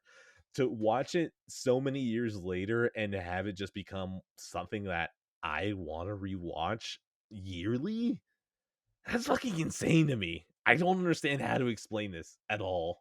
No, I'm glad it hit that hard for you, man. Like you're not the like I think Poot fucking adores that movie too. And there's a lot of people in the Discord that talk very highly of it. So I mean it's the perfect time of year to watch that type of movie too. You know, Christmas spirit and all that. So I'm really tired, but even just talking about it, I'm thinking about the ending, and the ending is just the ending makes me want to stop joking about killing myself. That's how happy that ending is. Like, it's I feel effective. that is that oh my god, I feel like I don't feel like even saying it like that gives it enough gravity, but it's something where it's like it's in the title. It's a Wonderful Life. It's right there. The ending of that movie makes it feel like maybe I should stop joking about that. But like every other movie, eventually it fades away and I go back to being the exact same person I was. But Hell yeah. fuck yeah, depression. Whee! So It's a Wonderful Life though. That ending is it, that ending cures depression. That's what I'll say. That ending is that fucking good where if you think that you had even half of the charisma and ability to make friendships and bonds with other people like George what's his name? Hold on. I want to actually find it because I want to say it properly. Fuck, I don't remember his name. It feels so bad. Whatever, George. We're just gonna keep it at George. If you even had half of the charisma and ability to create bonds like George does, oh, George Bailey. George Bailey does in that movie, then you will always not be needing. Oh my god, I don't even know, dude. I'm so tired. I'm so fucking up this phrasing. If you had half of the charisma and half of the ability to create bonds like George Bailey does in this movie, you will never need anything else in your entire life again. No, I got it. That makes sense. But yeah, my god, I love this movie, and even talking about it, it makes me want to get to next Christmas so I can justify watching it again. It's more high praise, and definitely really excited to watch that for sure. That's the thing. I feel like I still need to say that this is something I love. The movie, I think, is still that good. I just don't know if this is going to hit for anyone else that hard. We'll see. All right. Okay, what's next? What's the last one? So, well, we were talking about bubbly, really happy movies, movies that make you, love life and everything like that, right? So it's only great that we finish off with Uncut Gems. Yes, of course. Look. There is nothing that has ever given me more joy in life than Uncut Gems. Uncut Gems is a nice warm blanket that you put on. You drop the house down to 65. You grab the big warm blanket and then you just bundle into it. That's how what Uncut Gems is. By the way, if And you gotten this far, please, I'm joking. Do not do that. Do not do. yeah, I you'll have don't a nervous. need. Yeah, you will. You will. I do not need you banking all my credibility and throwing it down the drain because I fucked around for a little bit. Okay, please don't do that. Yeah, Uncut Gems is the most anxiety-inducing movie I've ever seen, and the trick about it is I've only seen it once before. So first of all, shout out to Criterion, they're releasing a beautiful 4K cut of it. It's gorgeous, looks great, packaging's awesome. So this is my second time seeing it actually only, and I was a little bit worried. I'm like, okay, I know the tricks now. So can they still keep that amount of anxiety, that amount of just like on your seat throughout the entire movie? And the answer was yes. Like you still watching this fucking movie is just insane. It's a roller coaster of emotion that really doesn't stop until you hit the very end and start seeing credits. It just goes and goes and goes. One of my favorite movies of all time. I appreciate it more every time I've watched it. It's actually snuck into my top 10 now. I love this movie so much. Ooh. Yeah, this is perfect for me. This has so many things I love in a movie. I just can't deny it anymore. Um, Julia Fox, bonk, Bonk, like just bonk, bonk, bonk. But bonk. Jesus Christ, Adam Sandler. I was actually going to ask you. So obviously snubbed for an Oscar, Hmm. unfortunately for this role, but Yes. or nomination at least, because there was a lot of good roles that year, so I get it. Also that He did win the Independent Spirit Award. Have you ever seen his nomination, or sorry, his acceptance speech for that? I have not. I highly recommend watching that sometime. It's a couple minutes long, and it is probably the best like award acceptance speech I've ever seen in my entire life. It's phenomenal. But yeah, so he won that. So congratulations to him on that. At least it was something. But yeah, this movie is just, it's so hard to breathe at points during this movie because everyone's talking over each other and it's muffled. And I'm actually curious how the fucking Dolby Atmos sounds on this movie because there's a fucking Dolby Atmos track in this. And I can't imagine the shit they did with that because there's some weird audio shit going on in this movie. And I just have a feeling it would just make everything like even worse in terms of panic and anxiety inducing. I can't wait to watch this movie in my theater room and actually feel like I'm stuck at a Travis Scott concert. I can't wait for that. Oh my god, but yeah, there's just so many scenes in this movie, and I do want to jump into spoilers in a bit, but that's just kind of the overall base view of everything. I mean, if you haven't seen this movie, if you're okay with movies that are going to make you feel like just on the edge of your seat the entire time, and I mean on the fucking edge, and just feel nothing but dread and anxiety, then you definitely need to check this movie out. So I will go ahead and do surface level as well. I'm going to explain this movie the way that I've been doing it since I watched it in theaters. Uncut Gems is watching a fuck up friend that you've had.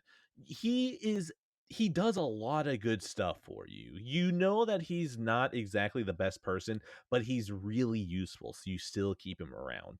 You go to a casino with him and you see him put down his entire kid's college fund on a roulette table.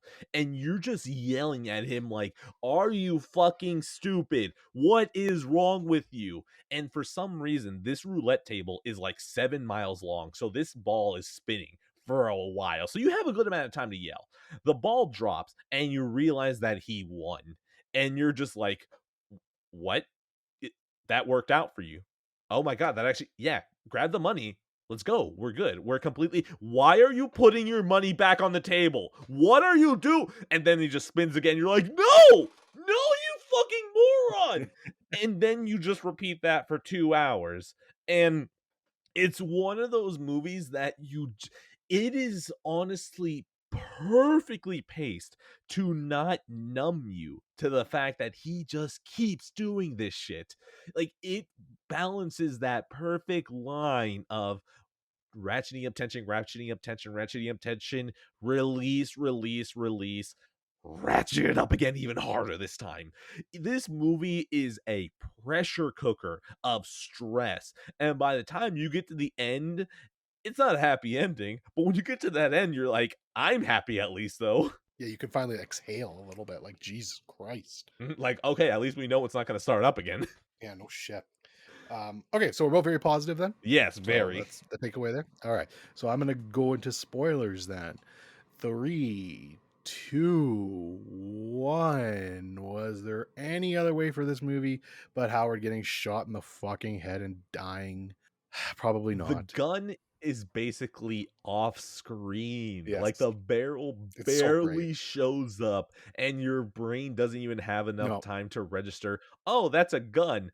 And then, boom, the it's bullet goes into his brain, and you're like, oh.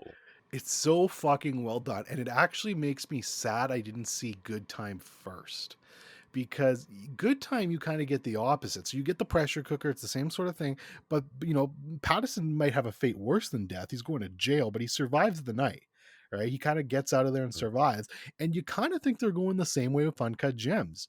He somehow, against all odds, he's fucking placed this bet. He's won the bet. Everything he's needed to hit on, he's hit. And one of the guys that are after him, one of the debt collectors, they're like, okay, like it's his cousin, or actually, I don't know what the relationship are, if they're cousins or what they are, but they're related. And he's like, you can see the look on his face, like, oh fuck, like he actually did. All right, let's get the money and just get away from this fucker, right? And then yeah, they get inside, and you don't even get a split second to fucking react. He is just shot in the head and dead. It's so fucking great. The music never changes. It's just, oh, it's so good. My God. Even the movie doesn't fucking stop to mourn him. The movie just goes, yeah, he's fucking dead. Keep going. What are you talking about? Keep going. And then yeah, his cousin gets shot. It's such an insane ending. And one of my again, I say this a lot, but I love the ending to this movie. It certainly is one of my favorite endings to a movie. It is just so well done. And yeah, man, like it's just it's so great. And I'll always appreciate, like, you've got Adam Sandler, who makes these, really good comedies in the early 90s. Then starts making shit. Is like, nah, I'm gonna make a good movie. Makes Punch Drunk Love, which is fucking phenomenal. He's amazing in that movie. Then goes back to making shit for pretty much a decade or two. And then basically gets the Safdie brothers like, hey, come on, Adam, come do one good movie. Do one Kino with us. He's like, fuck it. Okay, I'm going to do a Kino. I want an Oscar. Give me an Oscar. And they're like, okay. So they do this movie. It's amazing. And then he literally says in the interview, if I don't get nominated for an Oscar for this, I'm just going to go back to making shit because fuck you guys. And sure enough, No. he doesn't get Oh, nominated. no. So that's not even what he said. He said, like, I'm going to come back and make my worst movie ever as punishment, as retribution for the human race. And I continuously wake up in fear and in sweat for the one day that Adam Sandler's like, Netflix, It's drop time. that shit right now. It's time. Jack and Drop Jill Part Jack and 2. Jill 3. Oh. No, that's exactly what happens. Adam Sandler's voice splits into a demonic voice and his normal voice, and his normal voice goes 2 and the demonic one goes 3. We're getting a trilogy, baby. Jack and Jill 2 and 3 have been filmed concurrently, and it's just gonna be a Matrix parody. And it's like, what? Oh my God. No, We no, we had enough of we those. honestly, we as a society deserve us. The Oscars let Mr. Sandler down. I'm sorry, Jonathan Pryce. I'm sure you were good in The Two Popes, but you could have given up your spot to Adam Sandler.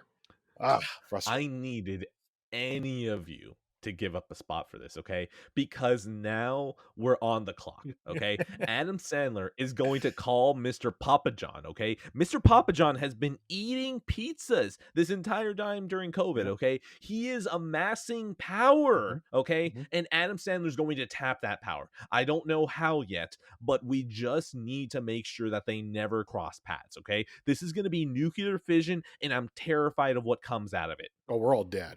No, the worst part is that I will probably still live. Yeah, we'll be like mindless slaves that can watch nothing but the terrible Adam Sandler movies. We'll be droned and You brainwashed. guys ready for Hubie Valentine's I've Day? seen that actually. You're ready God, for that sucked. Hubie Christmas Day? Or it's Hubie Halloween. I saw that. Sorry, and that was terrible. God. No, I know. What I'm saying is that he's Yeah, gonna have an no. entire series where they just jump through We're holidays. gonna get the Ernest series and fucking Adam Sandler movies. Great. But yeah, like, so I appreciate this movie and him so much for this, just because it shows that, man, like, the guy's got so much talent, and when he wants to bring it, he just fucking brings it. But Netflix is just paying him fucking $100 million to do jack shit and fucking go on vacations with your friend and make a movie. Like, I'd do the same shit. I'm sorry, fuck it. Like, I would do the exact same shit. So full props to him. Adam Sandler getting paid millions of dollars for Netflix to do literally nothing, but also him doing everything he can in Uncut Gems and not being rewarded for it at all, just reminds me of how teachers are severely underpaid. And it just makes me sad because there are people who are doing great shit and they don't get rewarded for it. Absolutely. Yeah, totally. But yeah, overall, like I said, one of my favorite movies of all times. And again, I can't say it enough. Huge shout out to the Criterion Collection for this one. I got to dig into some of these special features because, man, there's so many on this disc, and it's gorgeous 4K cut transfer. Like, the movie looks amazing in 4K. This is one of Criterion's first 4Ks they've dabbled with. I think they also did Citizen Kane and Mulholland Drive, and there's one more, Menace to Society. Menace to Society. Yes. So those are the I initial 4K. didn't know that one. Those are the initial 4K cut ones. This one's great. So they did a great job, and I really hope Criterion starts pumping out more 4Ks because that's where I want to jump in on. How was that booklet? Oh, Talk it's to me. so cool. So yeah, it actually comes with a booklet that's like his jewelry store, and there's like advertisements throughout it, and then there's like the behind the scene. It's so cool, man. It's like, that's easily the coolest Criterion booklet they've done because it's like a prop from the movie, but it's also still got that shit in there. It's so neat. Like, it's so awesome. Fuck. Oh my god, that's so cool. Yeah. God damn it. I don't like Oh, go for it. Criterion, I just to say, Criterion's packaging, man, like, they don't do steelbooks, but they do the next best thing. Like, if I'm not going to get a steelbook, it better be something as well thought out, and as much care put into it as Criterion puts into their shit. Oh my god. Criterion Collections, like I've said, just finishing the Criterion movie and then cracking it open and just reading the booklet. Oh, it's one of the comfiest things ever. I really love it. I wish I liked Uncut Gems more because there's definitely love that they put into it that I probably will never go out of my way to buy to experience. I honestly, I like Uncut Gems. I don't think I like it, $30 enough like it. And Criterions will drop what, the furthest $20? I'm sorry, Uncut Gems. I don't know if I want to show other people because if I show other people, they're gonna be like, I don't know if I can trust you with some of these movie recommendations. It's good, but I don't know what we're signing up whenever you recommend anything now. Yeah, that's a tough one to recommend for sure to people because it's a fucking pressure cooker, man. Not every, like, that's the type of movie that, like, you watch and then you're like, okay, maybe, hey, actually, probably a good back-to-back feature would be Uncut Gems and It's a Wonderful Life. So there you go. We ended the movie perfectly. You could have you could have some misery porn with Uncut Gems and just a complete stressor Reversal. cooker, and then go into something a lot nicer. Oh my god. It's very good whenever we talk about movies we like because I get to relive it. Talking about It's a Wonderful Life had me just so happy, and now talking about Uncut Gems makes me feel like I need to go and run a mile just so I can tire myself out now. Well, that's the last one, so I'll give it my score here. Uncut Gems is absolutely a 5 out of 5, and I love it to pieces. Uncut Gems is gonna be the retribution will come one day, and you can run, you can try to hide, but Hubie Halloween 2 is gonna find us regardless. Out of 10. Under 2.5 hours. Look at what being tired and grouchy does to a podcast. Beautiful. Man, I really hope I can cut this even harder and get it closer to like 220, but I know there's no chance of that happening. Well, you got that little Amazon segue in the middle there, and then all this stuff that we're probably talking about now that you'll cut out. So yeah, there you go. True. The Amazon segue was just that there was a TV edit of It's a Wonderful Life, and people were complaining that that's on the Blu-ray. But to explain that more means that I'm running the runtime, and I don't want to do that. End card. Okay. End card. Hey, look at you. You got to the end of the episode. From episode 0 to the day that I finally get lazy and cancel the show. A big thank you to Joey Rawlings for providing the perfect name for the show. Be sure to always give him thanks, either out loud as you're listening to this, or you can just send him a thank you tweet at boogeyman117_. That's boogeyman117, IE instead of Y, double O. Be sure that it's an underscore, not a dash, 117.